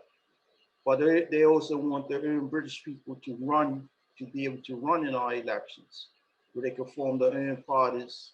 They could, if they're elected, they could put legislation in that prevents any form of independence. So this is the way of infiltrating back into our political power. Only because we as the overseas territories worked in unity and we collectively said no, we basically threatened them that if they try to go with this, we will, or most of us will declare independence. They decided to do a U-turn and not pursue it at this time. In regards to COVID crisis, most of these islands are heavily, like all islands in the Caribbean, they're heavily dependent on tourism. So no flights means no tourism. It means our economies have basically crashed to some extent. And what the UK government has told us is that we have to use our own finances to assist our people who are unemployed. And if we need to buy COVID equipment, so collectively, between the overseas territories in Caribbean region, we are now going into debt collectively about $1 billion US. Each island is different figures, but collectively it's about $1 billion US. So that has now stifled our economic independence. Moving on to what I see here today. As I told my twin, every revolution, every single revolution started with a small number of people working together to inspire and educate the masses. Just like mi hermano from Puerto Rico said, it's all about educating the people, or I should say, reversing the brainwash of the people. The Haitian Revolution, the South African Revolution, the Bolivian Revolution in South America. More recently, the Arab Spring in the Middle East, and the Black Lives Matter as of the last few years. All started with a small amount of people who educated the masses and mobilized the masses to the point that either it was bloodshed or political upheaval. We're not advocating bloodshed, obviously, but we are advocating political upheaval. So all these things had a few things in common. These places were controlled by those with, if not direct European links. They had the European colonial mindset. There was injustice against the masses, but more important, there were those who were willing to stand up, just like we're here doing today. Now, COVID may be bad, but at least now we recognize the battle power of the internet, that here we are, different countries, different islands, but all in the same space discussing the same issue without the financial concerns of, well, how am I going to reach to Bonnier, or how am I going to do this? So with the power of the internet, just like the organization in St. Martin, they have a radio show. We can teach each other and teach our children the real history of the Caribbean, just like the sister from St. Croix was saying. We have to teach the real story, that we came here long before Columbus. We can teach each other about present day legislation that hinders our walk to self-determination. We can be guests on each other's radio shows and internet programs to show and reach and teach the masses. Closing up now, in regards to reparations, former British Prime Minister David Cameron ruled that in 2015, he said to Jamaican Parliament that slavery was abhorrent in all forms. I do hope, as friends who have gone through so much together since those darkest of times, we can move on from this painful legacy and continue to build for the future. When the issue of reparations came up, he said Britain has no intentions of paying out any monies for reparations, but they would give Jamaica 25 million pounds to build a new prison in Jamaica. That's what they think of us. Fast forward, the latest British Prime Minister, Boris Johnson, said that the African continent may be a blot, but it's not a blot on our conscience. The problem is not that we were once in charge, but we are not in charge anymore. And he has no intentions of paying out reparations. So these are the words and the sentiments of those who still rule the United Kingdom. These are also the same sentiments of other European powers. Just like we are meeting here today, they have been meeting each other for 400 years, planning our destruction and our control. We are playing catch up to what they have been doing all along. So, my brothers and sisters, I'll leave you with this. It's up to us to do the following. Continue to unite, continue to include others. This is your fifth one. I want to be back for your sixth, seventh, and eighth. And I will do my part to bring others from other parts of the British colonies, because there are many of us in different colonies that have the same sentiment. So I'll do my part to bring them along. We must continue to educate the masses. My sister happens to live in Puerto Rico, but she said to show this to the brother in Puerto Rico. The political murders in Puerto Rico and the federal government cover-up. My mother's from the Virgin Islands, so I understand what's going on. I know fully what's going on in the Virgin Islands. And in regards to CARICOM, CARICOM is the main voice for us, the channel for us to work to demand reparations from the European enslavers. So with that, I want to say thank you all for inviting me. And as the sister said, the struggle continues.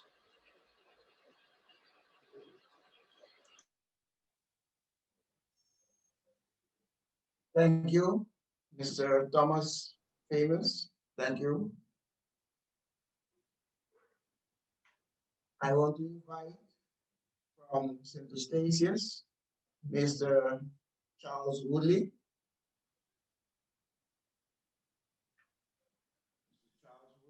Good afternoon to everyone. Good afternoon, Noski Bonaido back, James, Vicky, and everyone else who have been here.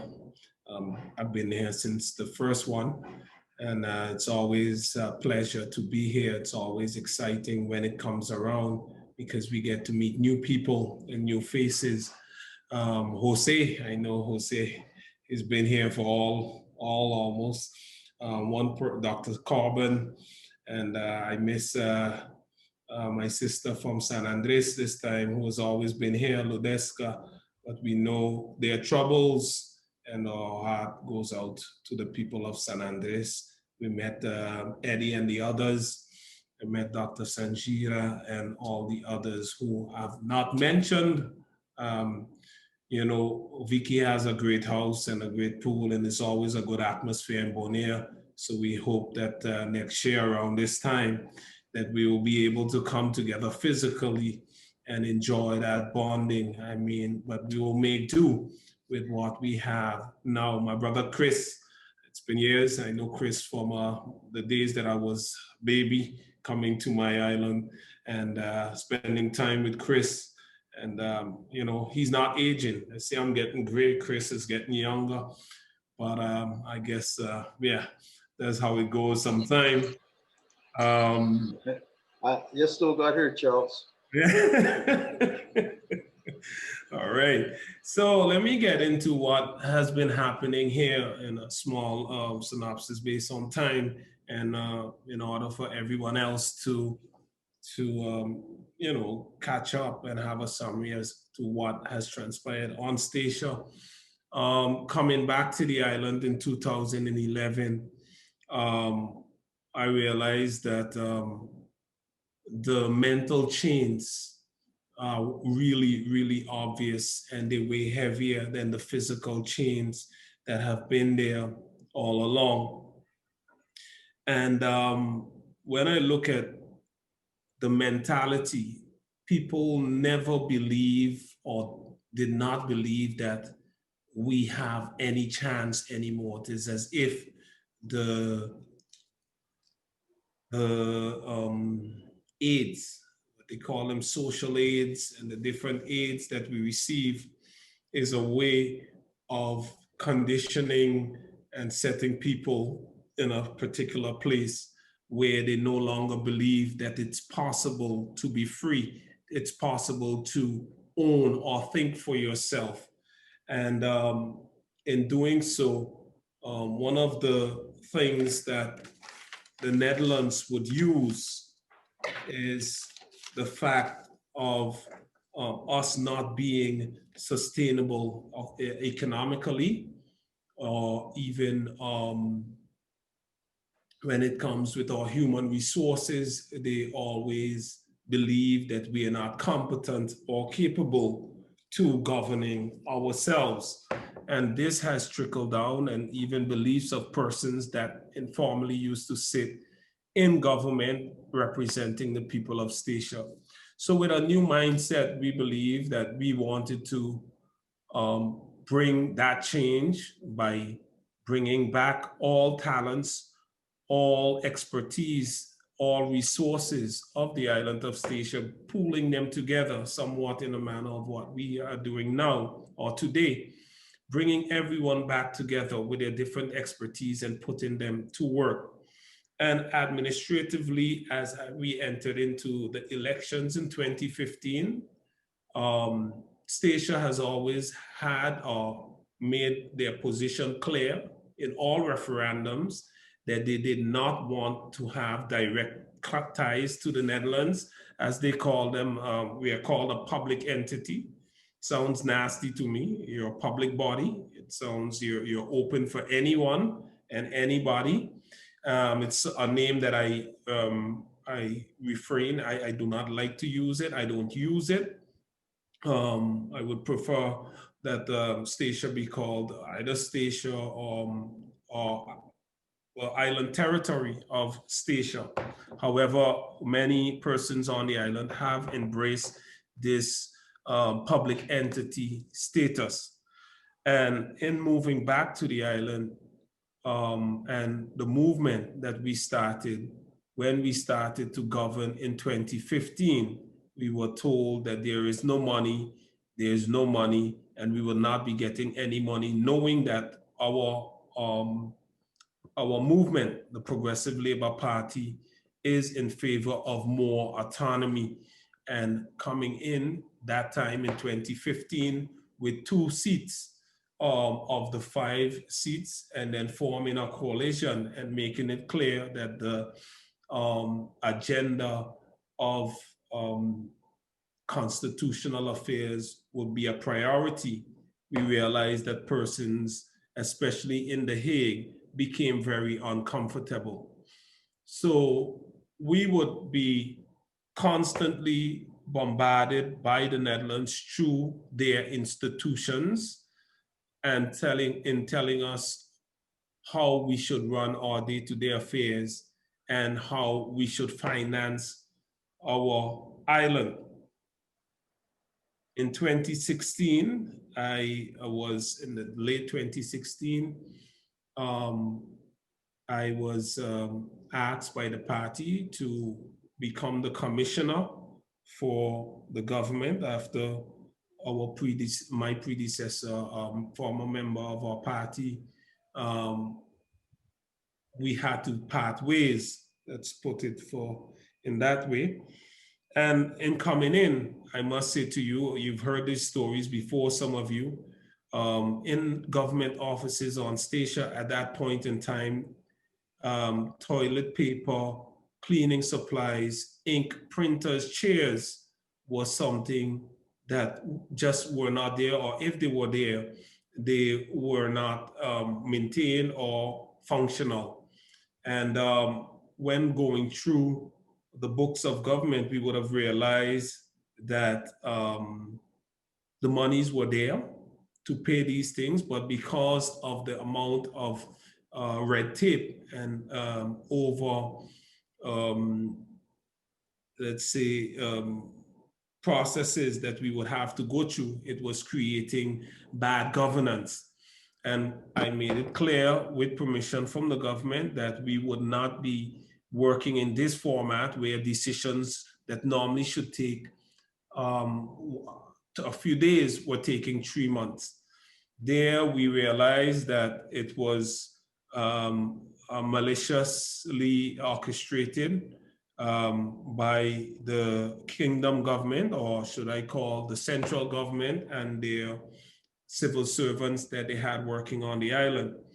And we managed to pay up all the merchants that we owed within a few days and begin a new quest. One of the things that the minister asked me 2 weeks after I was in office was that if I can make cuts in order to balance the budget.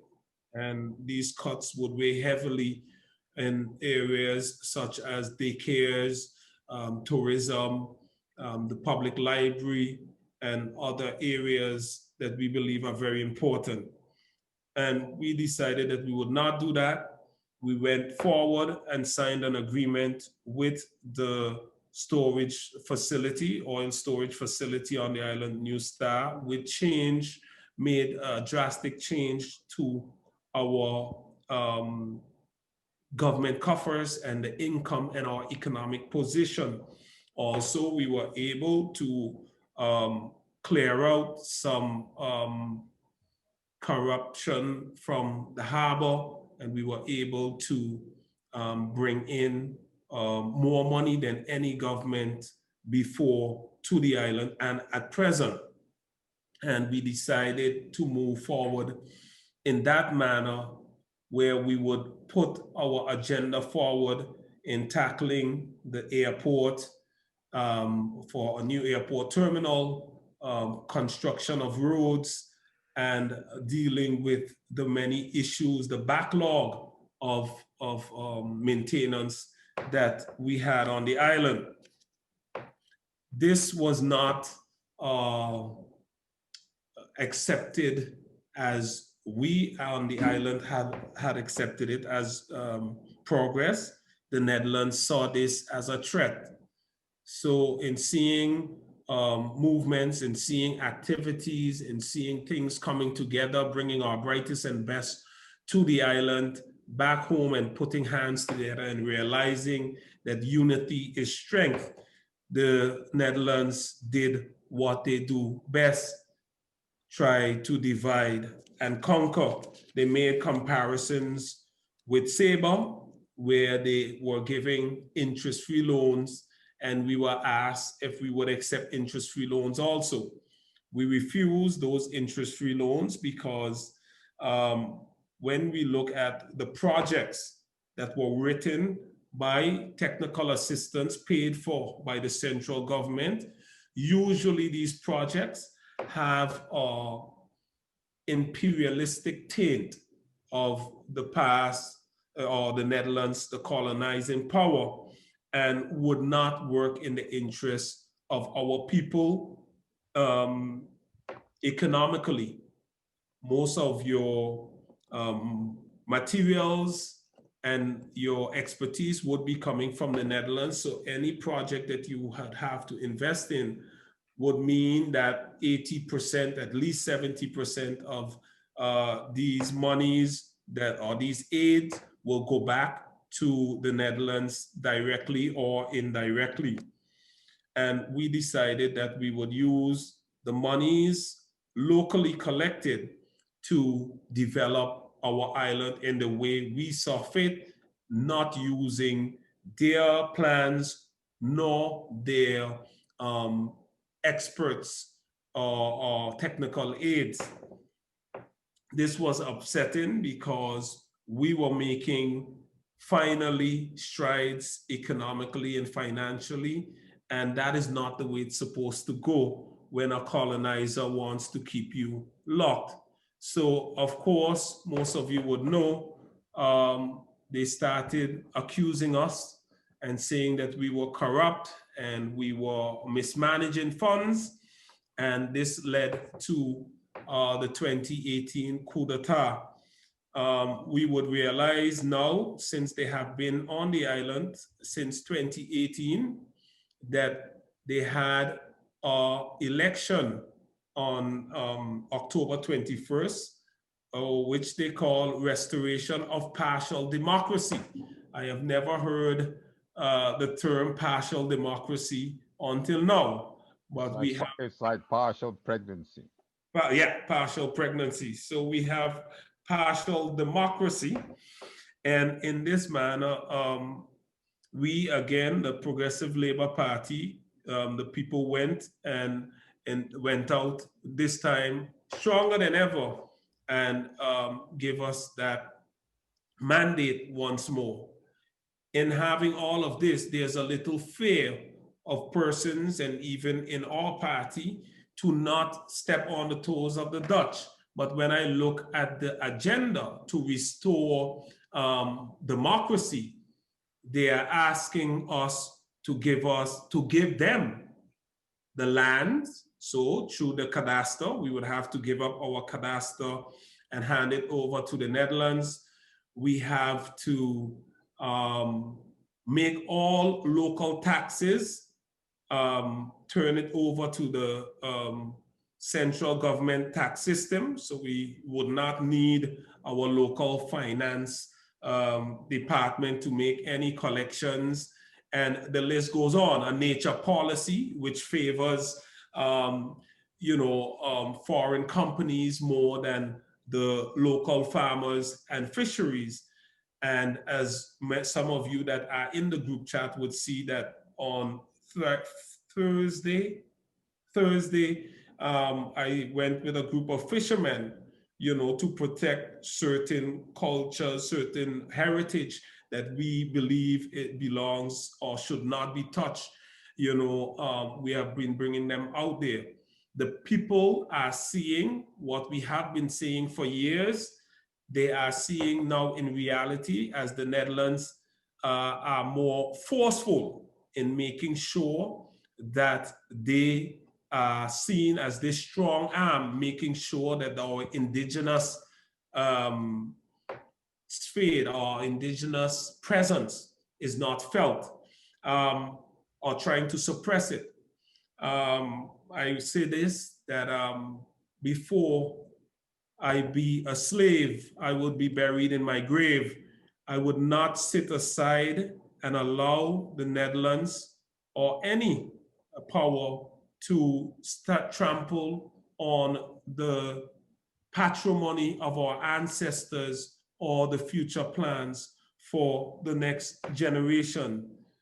These are some of the things that we are faced with. I'm way over my 10 minutes, and I'm sure that there are others who would like to share what has been happening. We realize that the talk of democracy, a democratic deficit, it's not only a democratic deficit, it is of economic deficit that they create in these so-called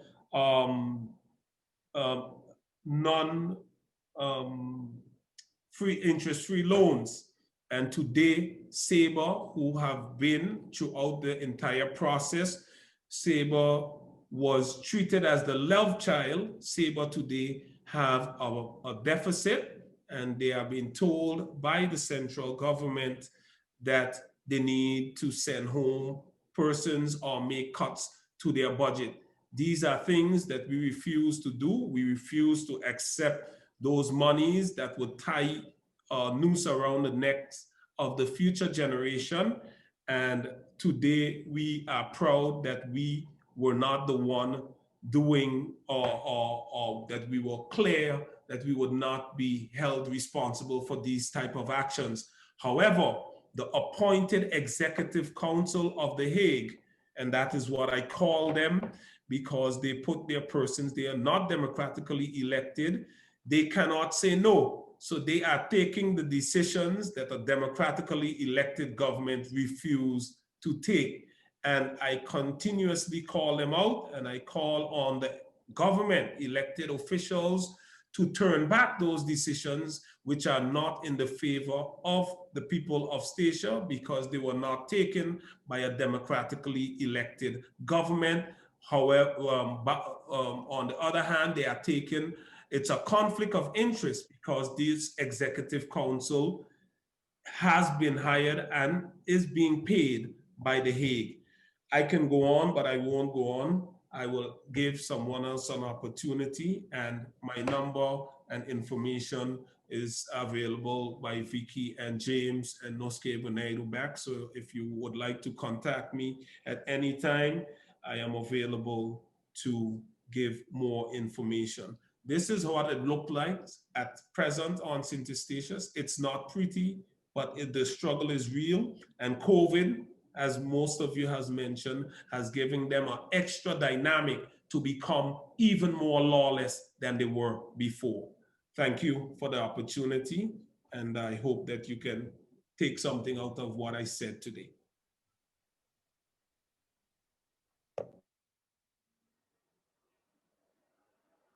Thank you, Mr. Woodley. I will now invite Mr. James Finney, activist and founder of the We Want Bonaire Back movement.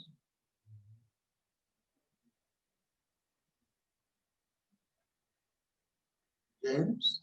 Good morning again. Let me see how to get it. I don't how we get me. Okay. Oh, okay.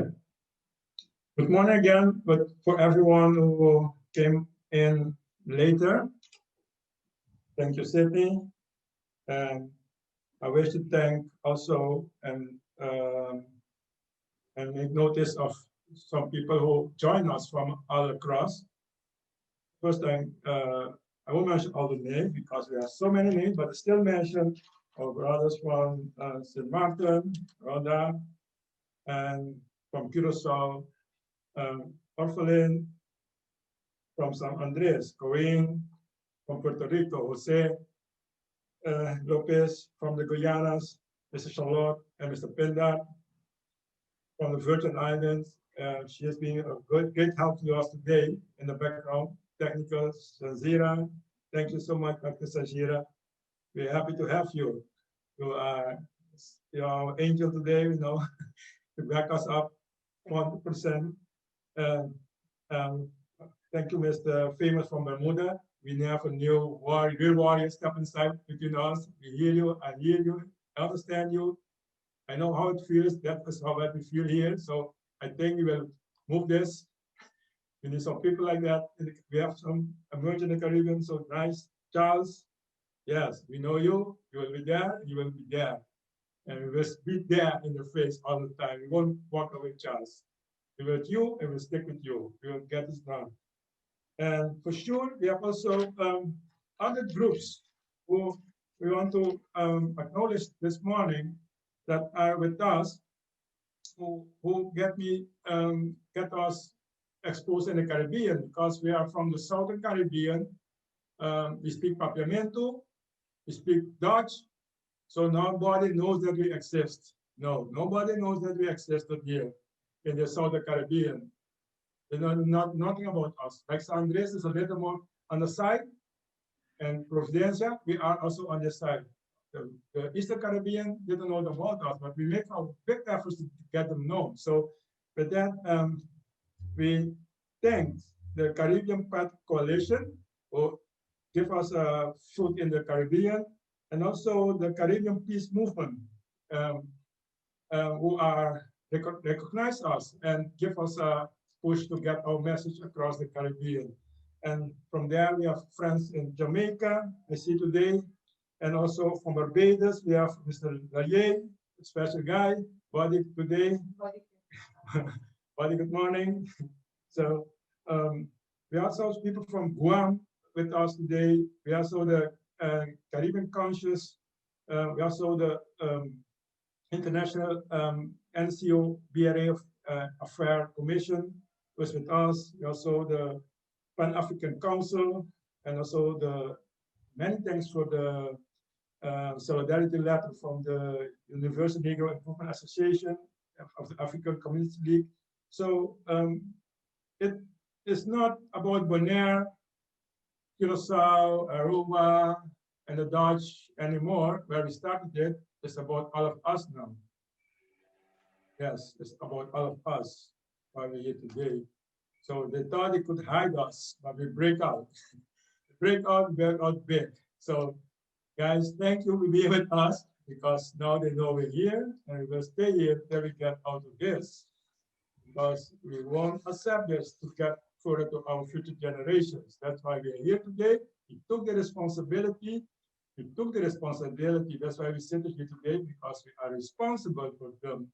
We're responsible for the struggle from our ancestors, and we're responsible for the future of our coming generations. So that's why we're here today, and we'll stick here till we get it done. So, good. Bonaire, yes. Bonaire is a case like Charles explained, similar. We have exactly what's happened at city stations happened in Bonaire. So Charles explained that. Very good. So I just give some points of Bonaire. Yes, we also have been illegally annexed. Yes, Seychelles be illegally annexed. We also be illegally annexed by the Dutch. We have, our people have rejected this annexation convincingly with 66% no vote against this structure they impose on us. It's imposed on the people. We never voted for this for this structure. It has been imposed on us and by a power, because we don't have an army to defend ourselves. So it's abuse what they're doing to us. So we can speak. That's why we're here today. If we could do something else, we will do it. But we can speak. That's why we're here. That's why we continue to speak out, because there's less we can do in this, because it's not about justice, it's not about laws, it's about nothing. It's just abuse of power against innocent, humble peoples in the side of the Caribbean. That is happening to us. That's why we're here today. That's why we should stay here. We have been embedded in the Dutch Constitution unilaterally by the Dutch Parliament, and embedded in the Constitution on an unequal law of unequal rights.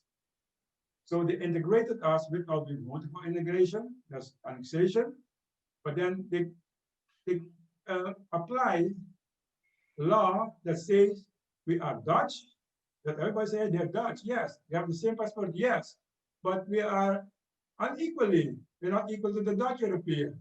So that the Caribbean and the world has to know that we are not Dutch citizens, we are special Dutch citizens. We call us Caribbean Dutch. And the Caribbean Dutch has less rights than the Dutch.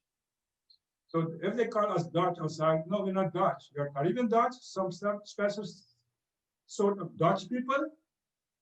They have the same passport, but they have code in the passport that they different us from them, but we have less rights than them. And all the rights they have, they decide what is the rights and laws too. So we are not a democratic state at all here on this side of the country. It's not about democracy, it's just a farce. So anyway, let me continue. So it's a lot of things happening, but I just give a few highlights about this. Education, yes. They will say, yes, we bettered education for them. No, they didn't better education for us. They bettered the education to be at the Dutch norms.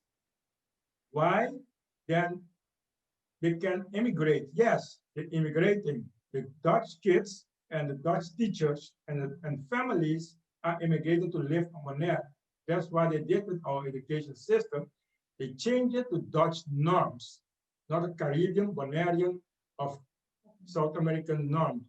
One issue is that our education, human right of education is to teach, each kid has a right in education in the mother tongue. That was in our case already fought for in the 60s and won. But now it has been reversed back to before that, to colonial times, when our education language is Dutch again. So our kids are lost. We have no future. Okay, we have no future because our kids is our future. They turn education upside down, meaning they are now back on the lowest position in education.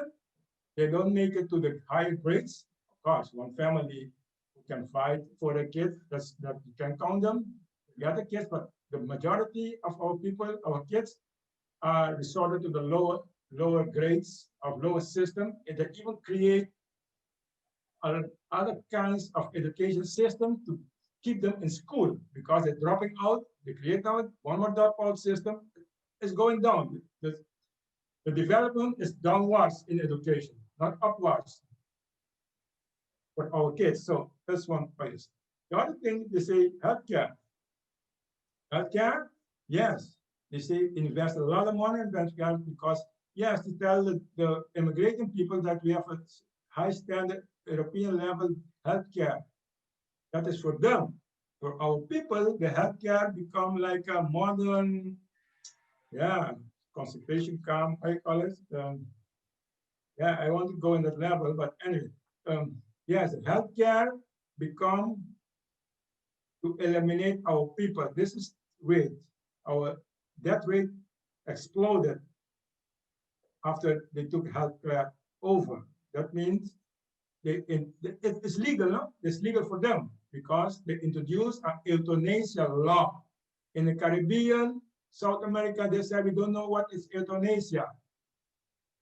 We don't understand that because our people are believers. And for them, and the believers is murder. Our people don't understand that, but they are being then murdered in our healthcare because when you are elderly people, you come there, and the doctors they bring in is from Europe. They come for a couple of months, 3 months, 6 months, and then go back. They don't know you. They don't know nothing about you. Even the files got lost on the island. in the system. So the price of our patient get lost. So it's like a free for all here. But at the end of the day, our elderly die. They die in every day, every week, and deaths. All the people. And they tell them too, no, how come you live so long when you're in the 70s? The doctor tell the people, and then they push them to sign things, and our people are innocent people. They just sign, and then we bury them. Bury them to bury them. This is true, our island. But anyway, let me move on. Immigration. One last time. The immigration has been open for all Dutch Europeans to come in, and they can vote in 3 months. Even the local part we hold here, that we can say something on the island. We can decide nothing, but still that part is being erased because the Dutch come in, they vote in 3 months in election and a referendum. So we just have to forget about democracy and referendum from now. And why? In less than 10 years, we become a minority on our own island. At this point, we are a minority group. Less than 40%, we have been diminished too. So we are on a road to be exterminated as a people. That is our future, 10 years. If you pull that graphic line further in the future, in 2030, they projected already, 2030. Not me saying it, the government people saying that the governor said it last year proudly during the Bonaire Day. In 2030, the Bonaire will be less than 30%. In 2030, let's continue. So that is our future at this moment. So we don't have that. Okay. Well, what we do as Los Bonaire back, I heard a couple of people say today, education is a very important part to educate the people, to help this struggle, to maintain it, and then maybe we can change it somewhere afterwards. So that is what we've been doing.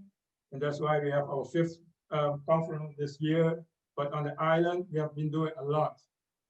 You see, we are here in our own, let's say, office. This is the middle of the city. Outside, we have everybody passes because it's by the center of the city. And we have flags of the United Nations fly all that. So it's a new term we brought to our islands, United Nations, because we all believe in politics. And politicians, I don't say not against politicians, but I'm saying how they confuse our people on this island, and our democracy is non-existent. So our politicians can do nothing for us. That's how I see it. Because Holland decides at the end. So whatever they decide is nice, but when others say what you decide doesn't count, it's done. So it's a farce. The democracy of our islands is a farce. That's how I see it, and how I see it today. So that's why we thought, we understood that there's a other way, and there's a higher, when laws are higher, and our rights are there, is the level of the world, of the communities, international arena, and that's where we're aiming to. That's why we continue in that path to reach to the international community to help us, to support us in this struggle. So we're doing on our island a lot of things. For example, our office is in a city that is already a protest on an island. I say everything is good. No, nothing is good. We have 3 times a week, we have radio programs live, 1 hour, and that is followed complete island and other island, because we are one of only on the few voices of protest, of continuous protest, and we maintain it. Whatever they try to do with us, they couldn't stop us. I don't know today or tomorrow, but so far, whatever they tried, they couldn't stop us. Most other people and groups, they have to find a way to stop them, because the island is small. They have them by the family, by the work, by the jobs, by everything. They have a way to stop it, but we still maintain and will maintain our independence to keep fighting for this. We have also formed recently a committee of a separate committee of several parties on Bonaire to continue with this struggle towards the United Nations. consisting of the human rights, Rica and citizen Sydney, and also 3 political parties that are grassroots and parties. So we changed the strategy a little bit, so we got more power to fight back. And in that respect, I think, yes, I think it's going good here. So we also work towards an investigation assessment on our situation on there, because I can say everything I'm saying now, but this message won't be enough for the international community to support us in our struggle forward. So we get work towards an assessment of self-governance that was just done by the dependency group, expert group of dependency studies, led by Dr. Carbon. We got it done. How it was got done is one of the first time this was done for an organization, civil organization, and not for a government, because this is a government issue actually, but our governments are not in the power to do it, so we took it up. And this assessment was done for us. How? By collecting fundraising, collecting $1 from citizens, $2 from citizens, $10, barbecues, car wash, raffles, all kinds of things. We went to the other islands too. We went to Curacao, we went to Aruba, once St. Martin. We went to islands and help, asking them to help us. And we didn't give up. It took us 2 years. 2 years, we said we have to do it because the next step we need this to go and get it done. Just get it done. And with that, we congratulate everybody I see there and who supported us along the road, and also from the islands who give us money, because the money we needed to get to the United Nations, and now we needed to get to make this report, because it's done for governments that have a budget. We just got it as the people. So this is from the people, for the people, what we just are doing now, and we will continue to do it. Yeah, so I think one more thing about the education part, we will bring out a book just now. We're talking about history. Yes, we decided to write our own history. So we will write our own book, and that we can get out this next beginning of the year. We call it Self-Determination Denied. Bonaire, Self-Determination Denied. That book will comprise of the historical events of the breaking up of the Netherlands Antilles and 10 years of illegal Dutch annexation. That will be the book, and that we will tell our own story, because in 20, 30, 40 years, we don't know what happened. They will say, yes, they wanted themselves. Even now they're saying in our sister island, we want this self in Bonaire. That's not true. We never want this just imposed on us. Anyway, so I'm finishing, but before I finish, I'm gonna read the concluding observations from this, of the self-governance assessment of self-governance sufficiency in conformity with internationally recognized standards. That is an investigation based on self-governance indicators that are recognized and also approved by the General Assembly of the United Nations. So this concluded observations is like this. The self-governance assessment of Bonaire concluded with the following observations. All things considered, the inalienable right to self-determination must lead to a transformed process of decolonization and democracy, or it can be replaced with a distorted process of decolonization and democracy, or it can be replaced by a distorted process resulting in a cruel hoax of colonial reform, perpetuating the inequality that the process was supposed to replace. This was the case with respect to Bonaire, but also in the station and Saba. It is to be observed that dependency governance is not democratic governance, just as colonialism is not democracy. The public body of entity renamed territorial public body is one of the several global dependency governance models erroneously projected in the 21st century as forms of democracy and applied in a fashion that circumvents the inalienable rights of genuine self-determination under international law. This is how the scenario has evolved for Bonaire. Upon examination of the oeuvre of research, the government assessment of Bonaire can only conclude that any projection of Bonaire as a model of democratic governance is illusory as best. Instead, what has been created is yet another form of 21st century colonialocracy, deficient by all measures of democratic governance. However, whilst colonialism remains illegal, its illegality is often a matter of power, not justice. This is the fundamental challenge to the contemporary process of self-determination and its consequent decolonization for island jurisdictions such as Bonaire. So with that, we conclude that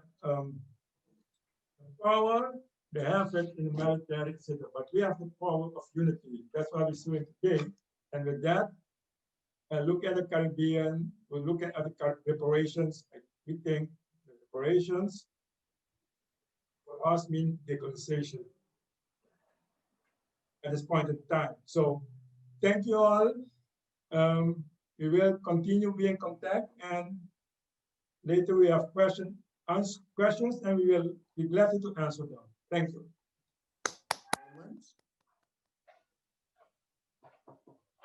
I would like to ask Dr. Shenzi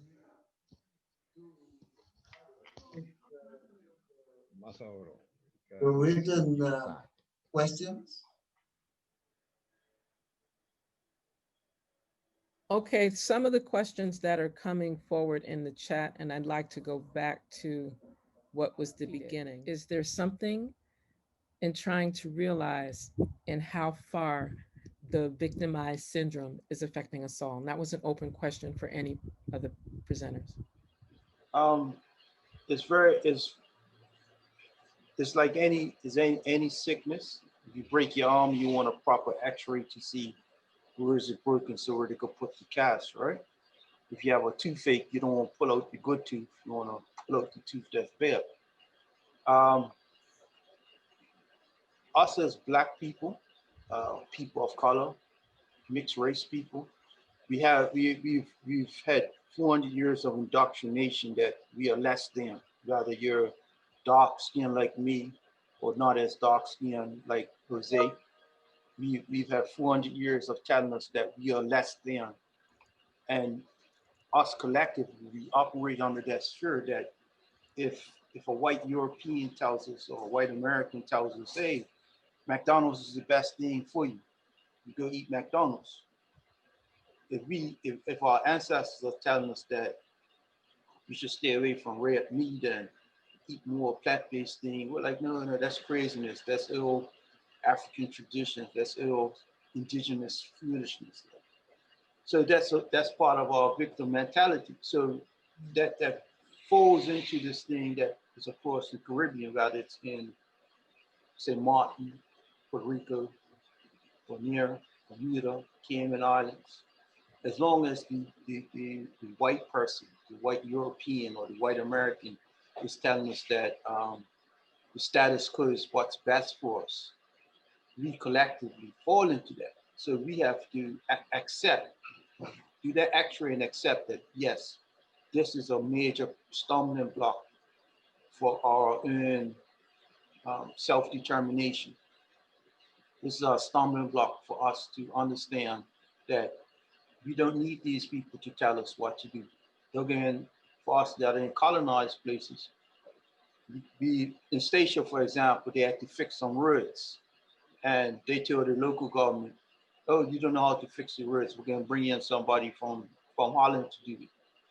The Holland people came here and the roots are in a worse condition of cherry tree, right, Charles? So my point is that this is insidious. It's part of our daily nature that we think white is right. White ice is cooler than black ice. And if we know that, then we have to find ways to counteract that by showing our people through actions that we do, through actions that our elected governments do, that not necessarily black superiority, but we are just as capable of making the right decisions for ourselves and for each other collectively. And one of the things that the Europeans never want or never expect is for us to work collectively together. And by doing so, we show our people in our respective countries and in our region that we have to do away with this European, we were victims of Europeans. We were victims, but we now have to become victors. So that's my take. Thank you. Did anyone else have a reflection on that question? And if But not, I, yes? I'm Cornelius Wilson. I sent in that question. Mm, My concern is that we are reacting to what the oppressors, past or present, think of us and do about us. That is a knee-jerk reaction that we are having, even within this group that we are speaking together. We react in defiance of the colonizer instead of within ourselves and with ourselves finding a way forward.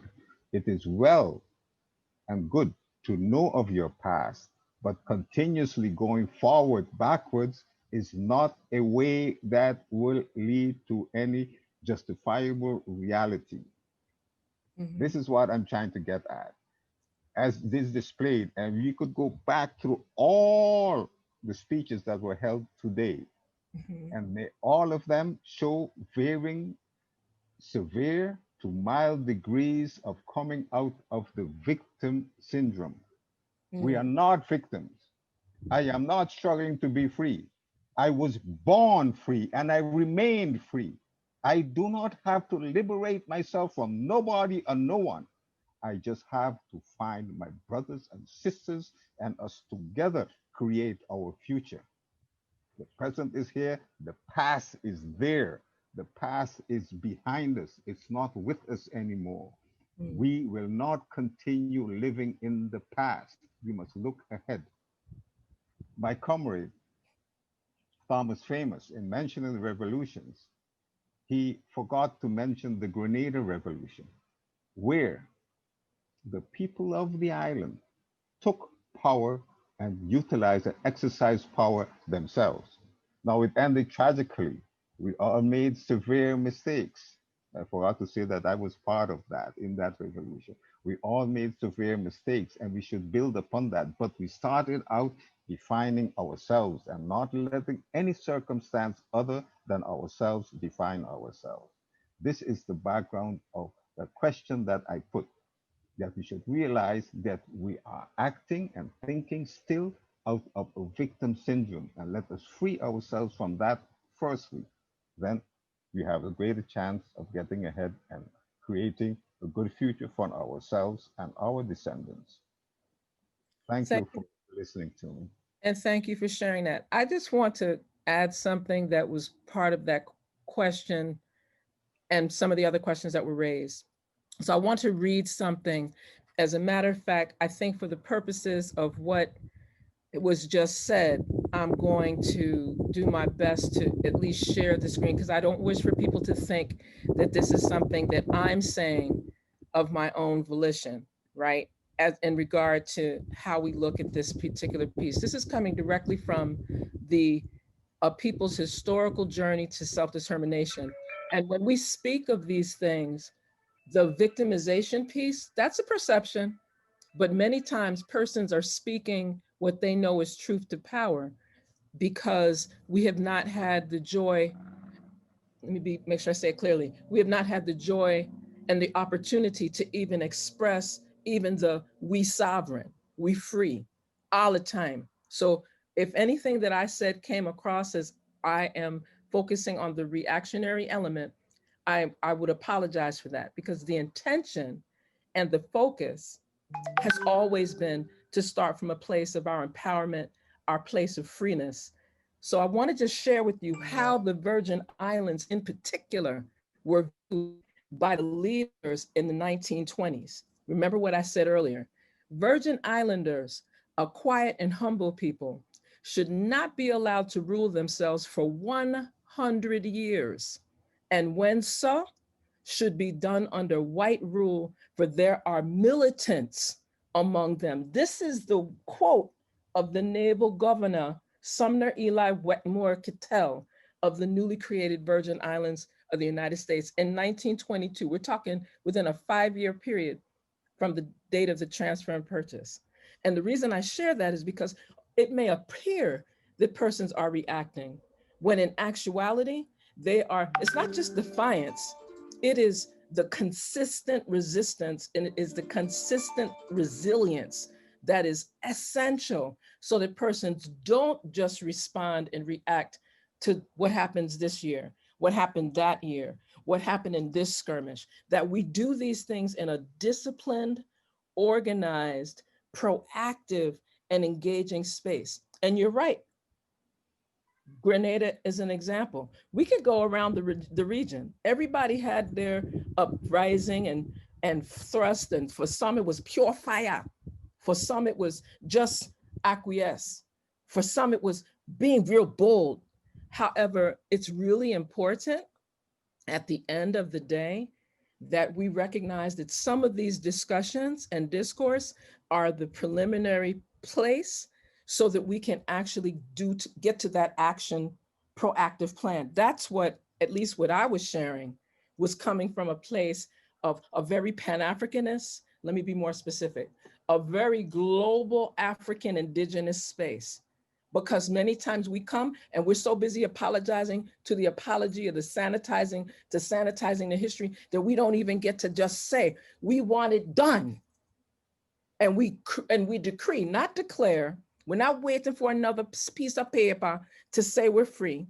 We decree, you understand, like a papal bull, like what the Vatican does. We decree that we free. So how many people ready to come up and do that like that there? See, that's a challenge when we say those kinds of things. And like I said in my sharing, it's really important that we remember everyone's coming to this revolutionary move from various spaces. So some it may appear like it's a reaction, when in actuality, it's very organized, very strategic, very disciplined, you understand?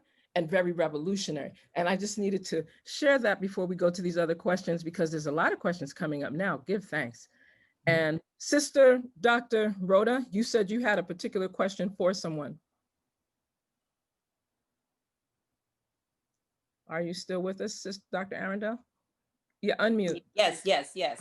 First of all, sis, let me say thank you for saying that, because pretty much what I was gonna say, but you said it so much more eloquently, and sometimes I'm glad that there are other more PC people than me in the room, so that's good. I appreciate that.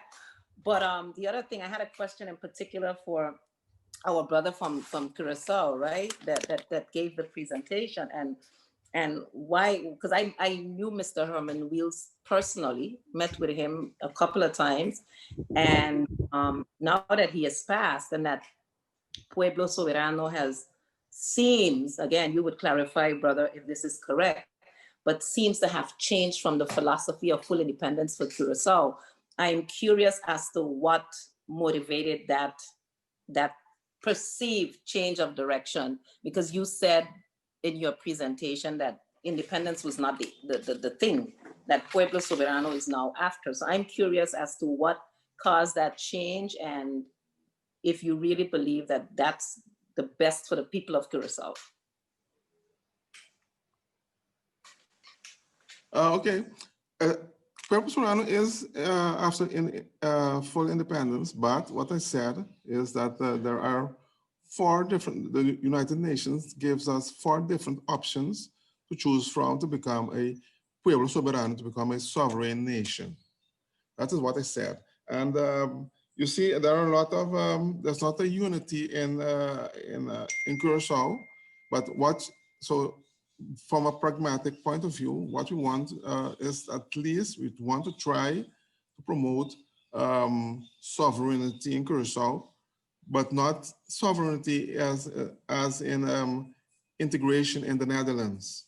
All the other options for us are viable. It can be either independence, it can be free association, or the fourth option, which is 25-26. And what I said is under the present circumstances, without having to go to a referendum, the present Charter of the Kingdom has an open structure.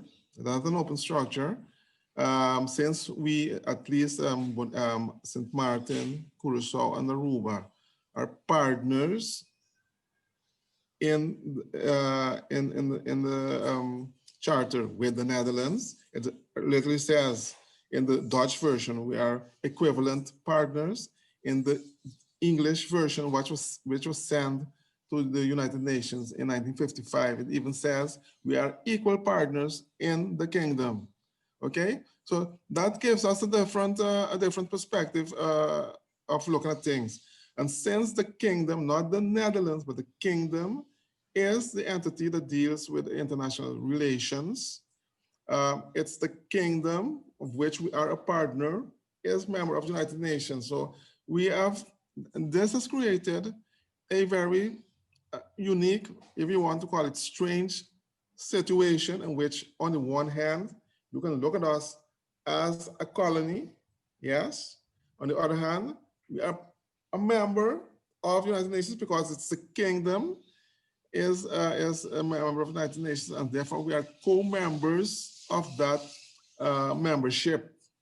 And what I'm saying is, seeing all of this, and when we look at the amendment of Uruguay, which is in Resolution 945, that gives us an open invitation to approach the General Assembly anytime we have a problem, any dispute, constitutional dispute with the Netherlands. It gives us opportunities from which we can use them to our advantage to further our autonomy, if you want to further our self-government, you know, and that is what I was trying to make clear in my speech, in my presentation, that we can use, we have tools we can use right away without having to go through a process of referendum, but right away, any government that sits have them legally, that you can use them to further, because we can reach the United Nations and ask them to intervene in disputes that we have with the Netherlands. Article 10 of the UN Charter gives the General Assembly that power. And even, we can even ask the General Assembly to leave the International Court of Justice, give them an advisory opinion on agreements that we sign with the Netherlands. So we have them, but we are never making use of what we have. Sometimes, you know, people tend to want to go for something whilst in-house, they have tools they can already start using to further their own development. And that's what I was trying to bring. Can I clarification? I got you on that, but we disagree, so we won't discuss that part. What I'm curious about is what was the motivation within Pueblo Soberano for the change in direction? I think of no, we don't have a change. We don't have a change in direction. As a party, we as Pueblo Soberano, we as a party, we are striving for independence. But but it's not our only option. If we are in a coalition and we're a minor party in a coalition, it doesn't mean we don't have other options to reach to a status of sovereignty. You see, we have the tools everywhere in government without having to go to a referendum or anything like that. We already have tools that we can use right away to further the cause. That's it. Okay, I thank you for sharing that. Just give me one moment, please. Just give me one moment, because I want you to return. I'm respecting the manner in which the questions were here. And I also need to just check with our ever so esteemed MC moderator facilitating team. Brother Sidney, do we still have time to continue to engage more questions? Yes. Okay, Yes. because you run things. I just need you to know you running things. So I just would like to respect that. So our representative from the Pro Sualiga Foundation asked to field a question for Dr. Corbin. Would you do so, please? Yes.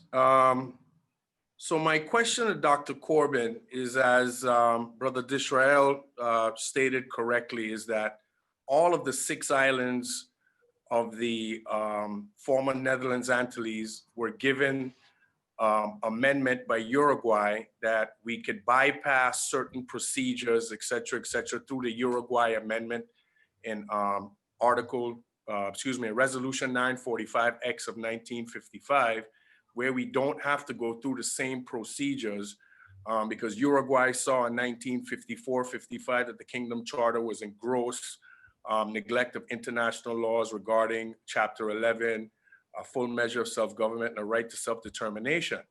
My question to Dr. Corbin is, and we've had this conversation privately, Dr. Corbin, that any amendments attached to any resolutions are binding. So with that being, from that being the gateway point, in your opinion, how could we go about using this Uruguay amendment to Resolution 945 that gives us opportunity to knock at the door of the UN to, because obviously you need a country sponsorship or something like that. In your opinion, how could we use that, exercise that Uruguay amendment to go ahead and knock at the door of the UN to kind of make our case heard in front of the United Nations General Assembly?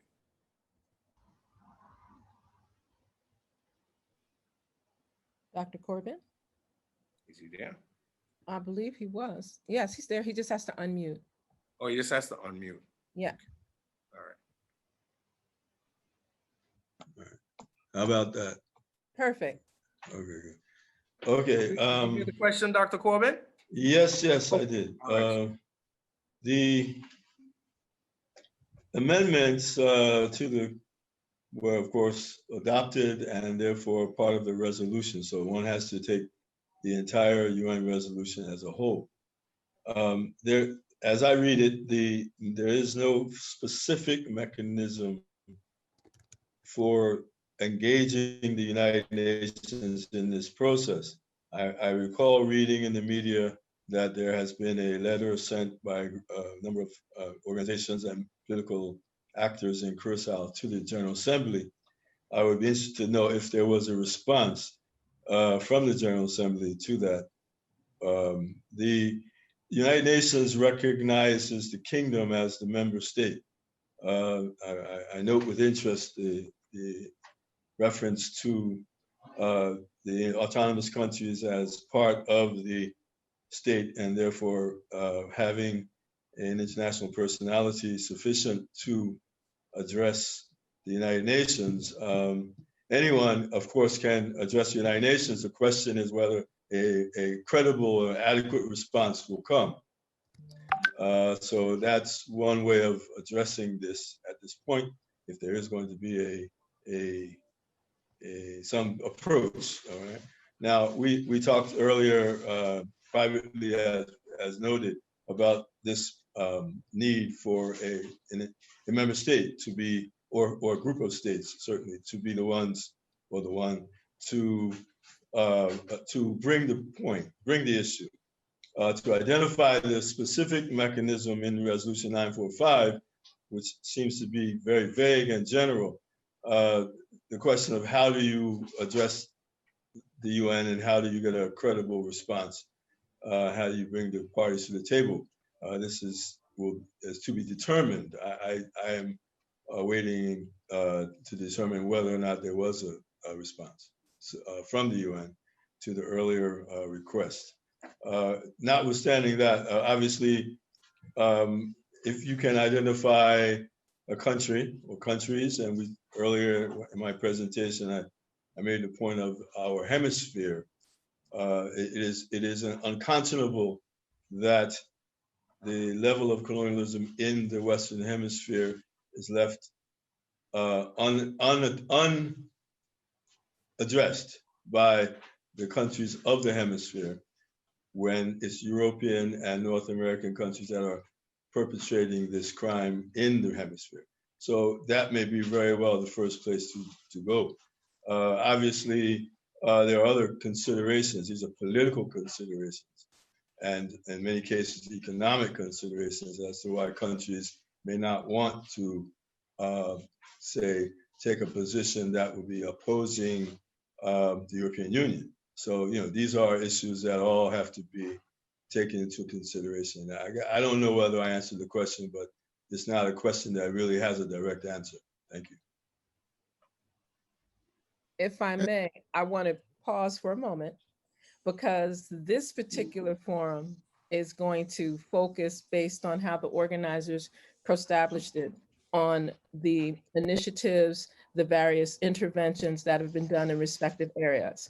The conversation on the United Nations, what they do or do not do, what the Hague does or does not do, that takes us into a space that requires for us to respect the questions and to respect the interaction. It's going to require more engaging time and, of course, research, so that everyone that's part of this particular discourse and that everyone is asking these particular inquiries, it will be most meaningful. So I'm not stopping the discourse, I'm just following the protocol of how this particular segment of the Q&A was engaged, because what we were hoping to have were those Q&As that were specific to some of the comments, the recommendations, the realities of what is taking place in the different representative nation, states, dependencies, etc., that have been shared thus far from the morning to now.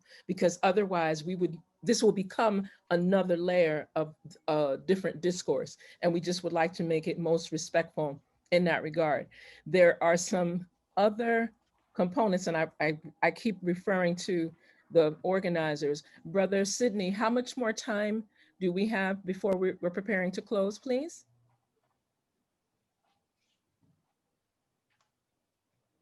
And 10 minutes. Okay. Until 1 o'clock, surely. Okay. Okay, thank you. No, just so that we respect on that particular portion. So there's been a number of questions around, okay, we've covered the piece on are there any other inquiries that may come from the bodies that are here, so that we can, okay, note that. All right. Okay, the comment portion, we can have that shared, but I want to go to the particular inquiries for any of the content related to what was shared from the respective, panelists that are here at this particular time, right? Because there seems to be a focus on a couple of other things. I believe there was okay, Brother Sam was asking, could he touch on the point or question raised by Mr. Wilson? And you said it would be brief, correct? Correct. Hi, Dr. Chen. Greetings. Hi, Mom. Hi, I just realized who this is. Please share your question and your comment.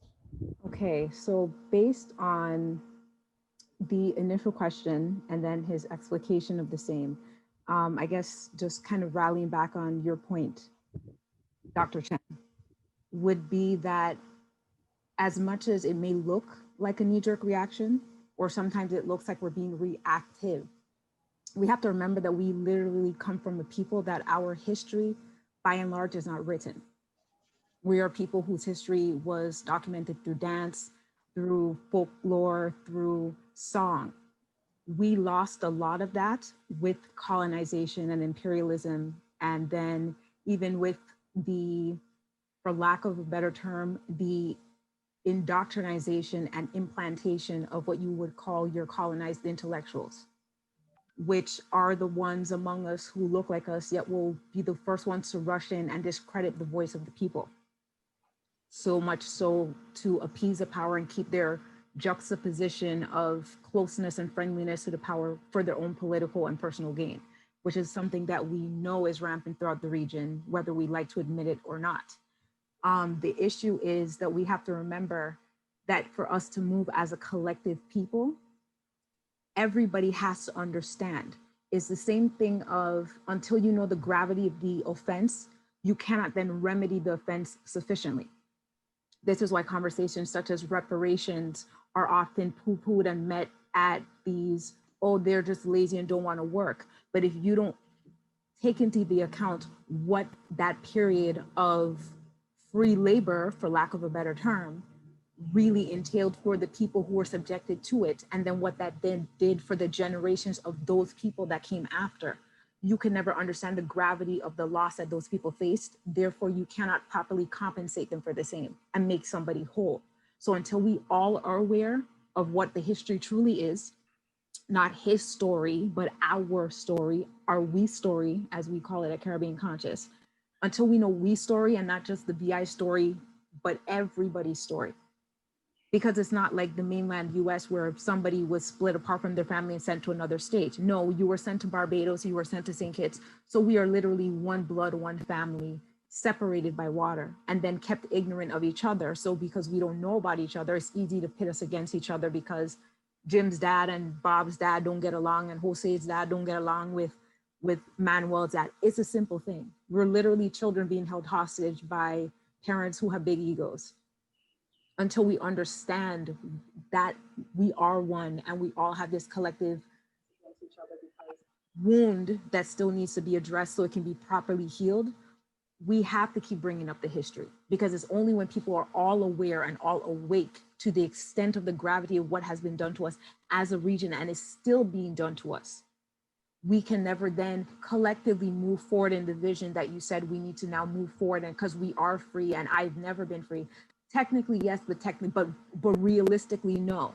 Because as much as we talk about what happened in Grenada, and I'll rally back to that quickly, we also don't look at the fact that when Dominica wanted to intervene on behalf of Grenada, there were threats made by the US government. There were at least 3 US presidents who threatened other members of the Caribbean and now CARICOM, that if you help Grenada in any way, we will be at your doorstep and we will invade your island. These things are not taught in history. As people who are underneath metropole history, these things are not taught in our US history books, but fact is fact.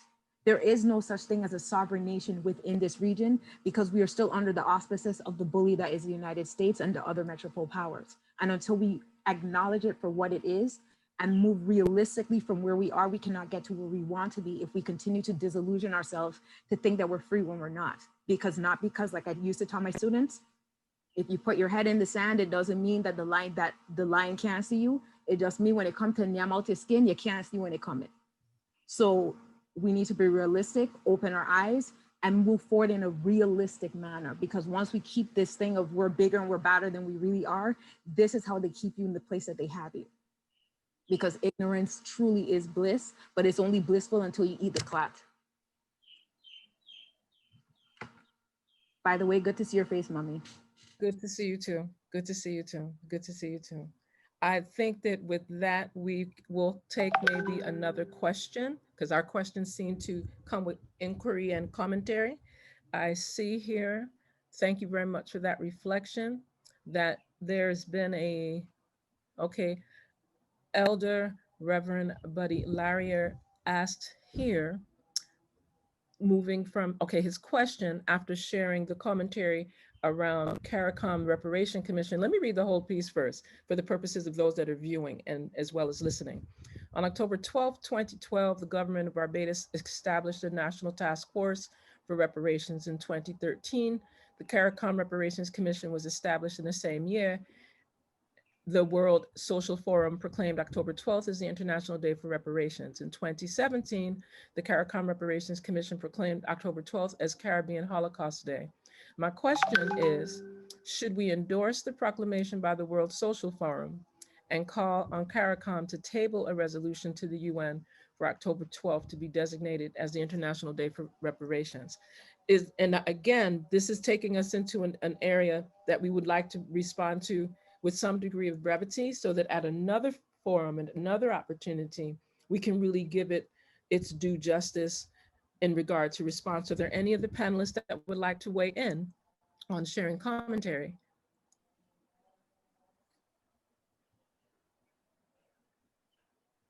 Great.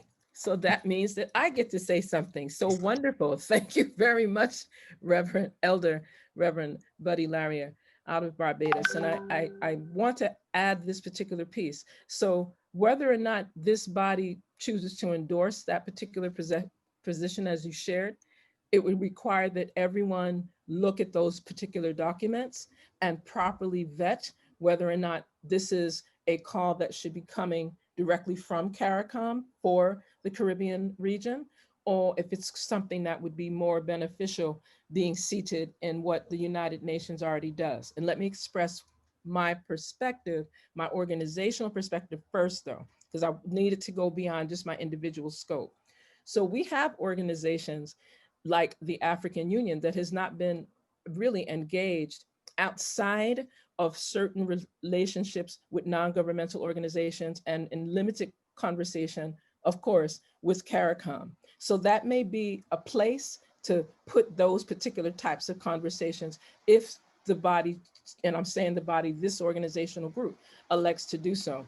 When we speak of dealing with the United Nations, again, I'm going to say it very delicately, whether we feel the United Nations does what it's supposed to do, whether it's a colonial power, which we know it is, whether The Hague engages with what we're doing, we have the power and the ability with all of this intergenerational wealth of knowledge, skills, talents, and expertise that we have to be able to establish our own people's tribunals, our own people's voices to begin to bring these issues forward and help to publicly educate and properly politically educate all of our region, right?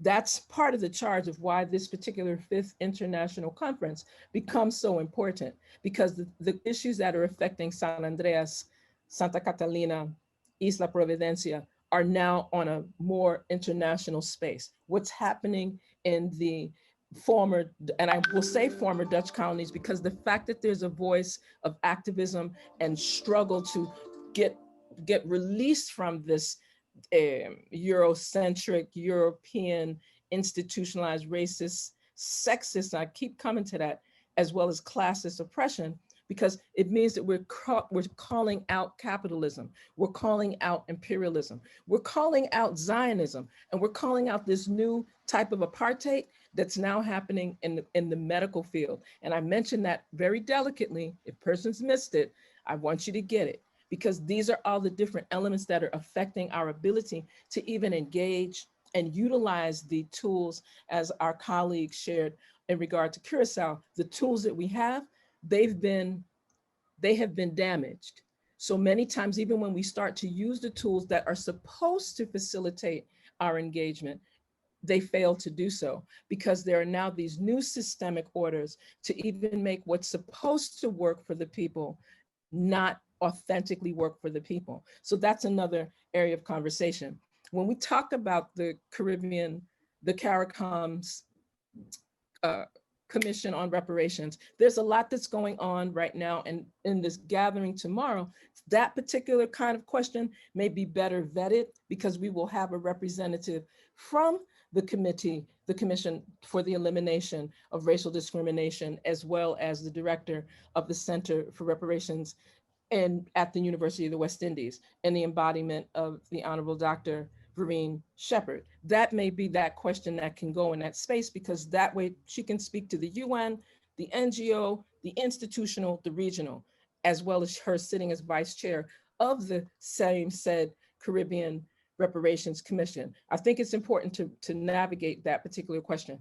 Also, Dr. Corbin was very kind in giving us an foundational outlay of even what's happening, as the word that we keep overlooking sometimes, this colonialocracy, this kind of like colonialism that makes it look like it's democratic when in fact it is not, right? And it's really important that we look at that foundational shift that Dr. Corbin has so eloquently provided for us as well. And then look at what each of the panelists shared. Every panelist gave some content in regard to what's the manifestation of colonization in their respective dependency space, what the quests are, and notice that each and every one of us did our best to highlight, this is not my individual voice, this is the organizational voice, which is very different, because what's going to be taking place to even make any kind of designation like this at any time when we're talking about reparations, it's going to be we. It will never be I. It will always be we are coming for everything our ancestors were denied. I'm going to say it again. We are coming for everything our ancestors were denied. When we come in that space of power and engagement and do the educational thrust to make sure that our perspectives, our forms of analysis, we need to use a different set of tools of analysis. We cannot be using a Eurocentric set of tools of analysis to deal with an African, indigenous, ancestral issue. We have to start utilizing those tools that are grounded authentically in our ancestral, indigenous, African, original, whichever term you need to be more comfortable with, Al-Kablanian, whichever. We have to go from a space of strength and a space of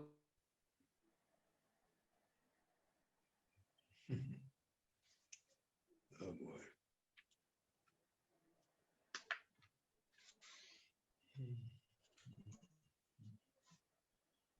we're utilizing, because we're coming from a space of power.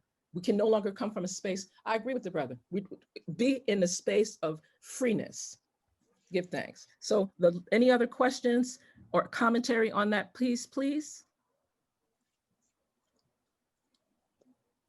Okay, I'm not. May I make a comment? Okay, please, and share. Okay, who has joined us or has been with us from morning is the President General of the UNIA ACL RC 2020, Elder Brother Akili Nkrumah. Please share your reflection as well as the question. First, the reflection. This has been the most interesting conversation. It's one I believe that needs to be had across all kind of boundaries. We need to kind of eliminate boundaries that kind of put us in this camp or that camp, and then actually become the we that you just spoke about, the we. And the we has to transcend. One of the most beautiful things is from the Honorable Marcus Messiah Garvey. He said, first, God and nature make us what we are, but it is our ability to make us what we want to be. I am not born a slave, but I know slavery. I'm not born a man less than any other man, but I know that that's a challenge. So my question here in this forum is, as the forum's conversation continue, can we broaden it so that we make sure that we try to bring all of our kin folks back home to make that we strong? Thank you very much for that, PG and Nkrumah. Any reflections from some of the other panelists that have not had an opportunity to share in the reflection? I won't call you by name, but I'm about to call you by name. So please share some response. Yes, my sister. Am I on? Thank you, Brother Reverend Elder Buddy Laria. Yes. I was particularly interested in what Brother James had presented. And it is very much in the same context as the people of West Papua is struggling for self-determination. And when I met Brother James a couple of years ago, and he shared with me the struggle that his people were having, it coincided with Benny Wender's struggle with the people of West Papua that is presently under the colonization of Indonesia. And I know that on the 1st of December, the United Liberation Movement for West Papua has now declared government in exile uh, towards independence. So I just want to say that I am overwhelmed. This is the first time I've been on this conference. So I'll try to make sure that all the other conferences that I am part of, and it's also I very much appreciate your seeing you again, not in person, but still as beautiful as ever. And oh, you articulate the struggle and where we're coming from and where we're going, because for you to make the point that we need to proclaim our liberation rather than propose it.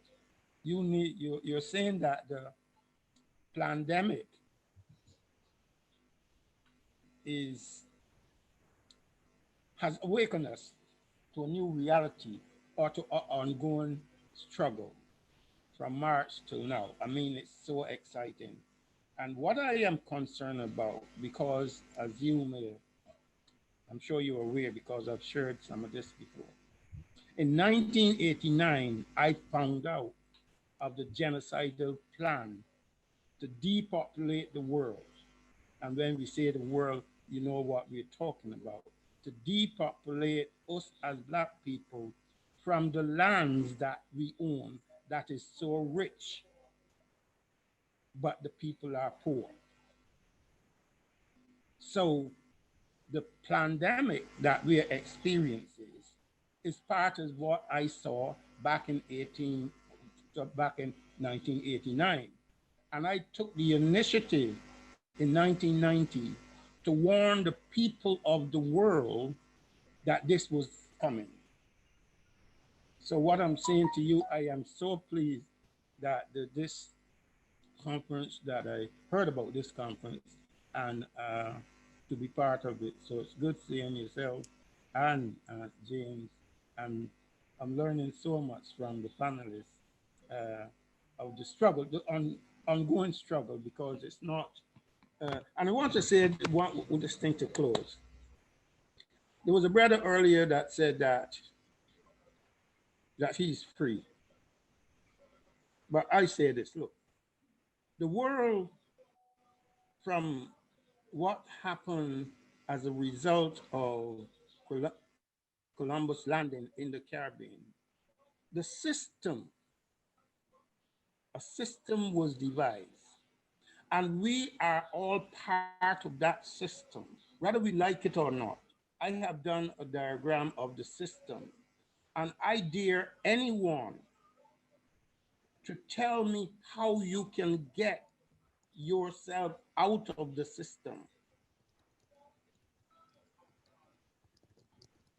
But there is a strategy of destroying the system without destroying the person within the system.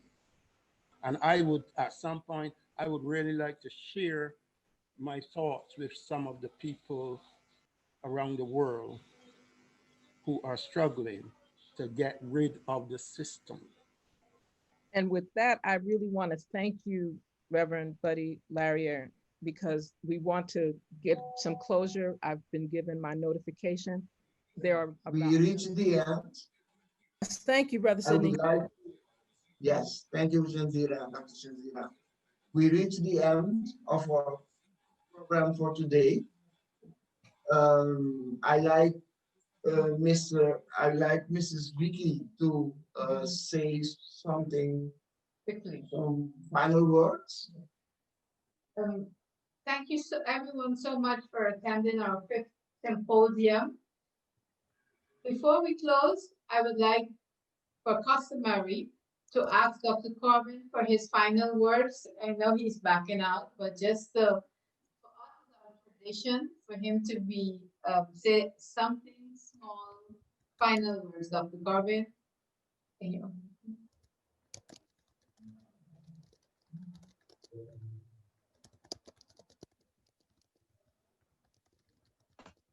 Okay.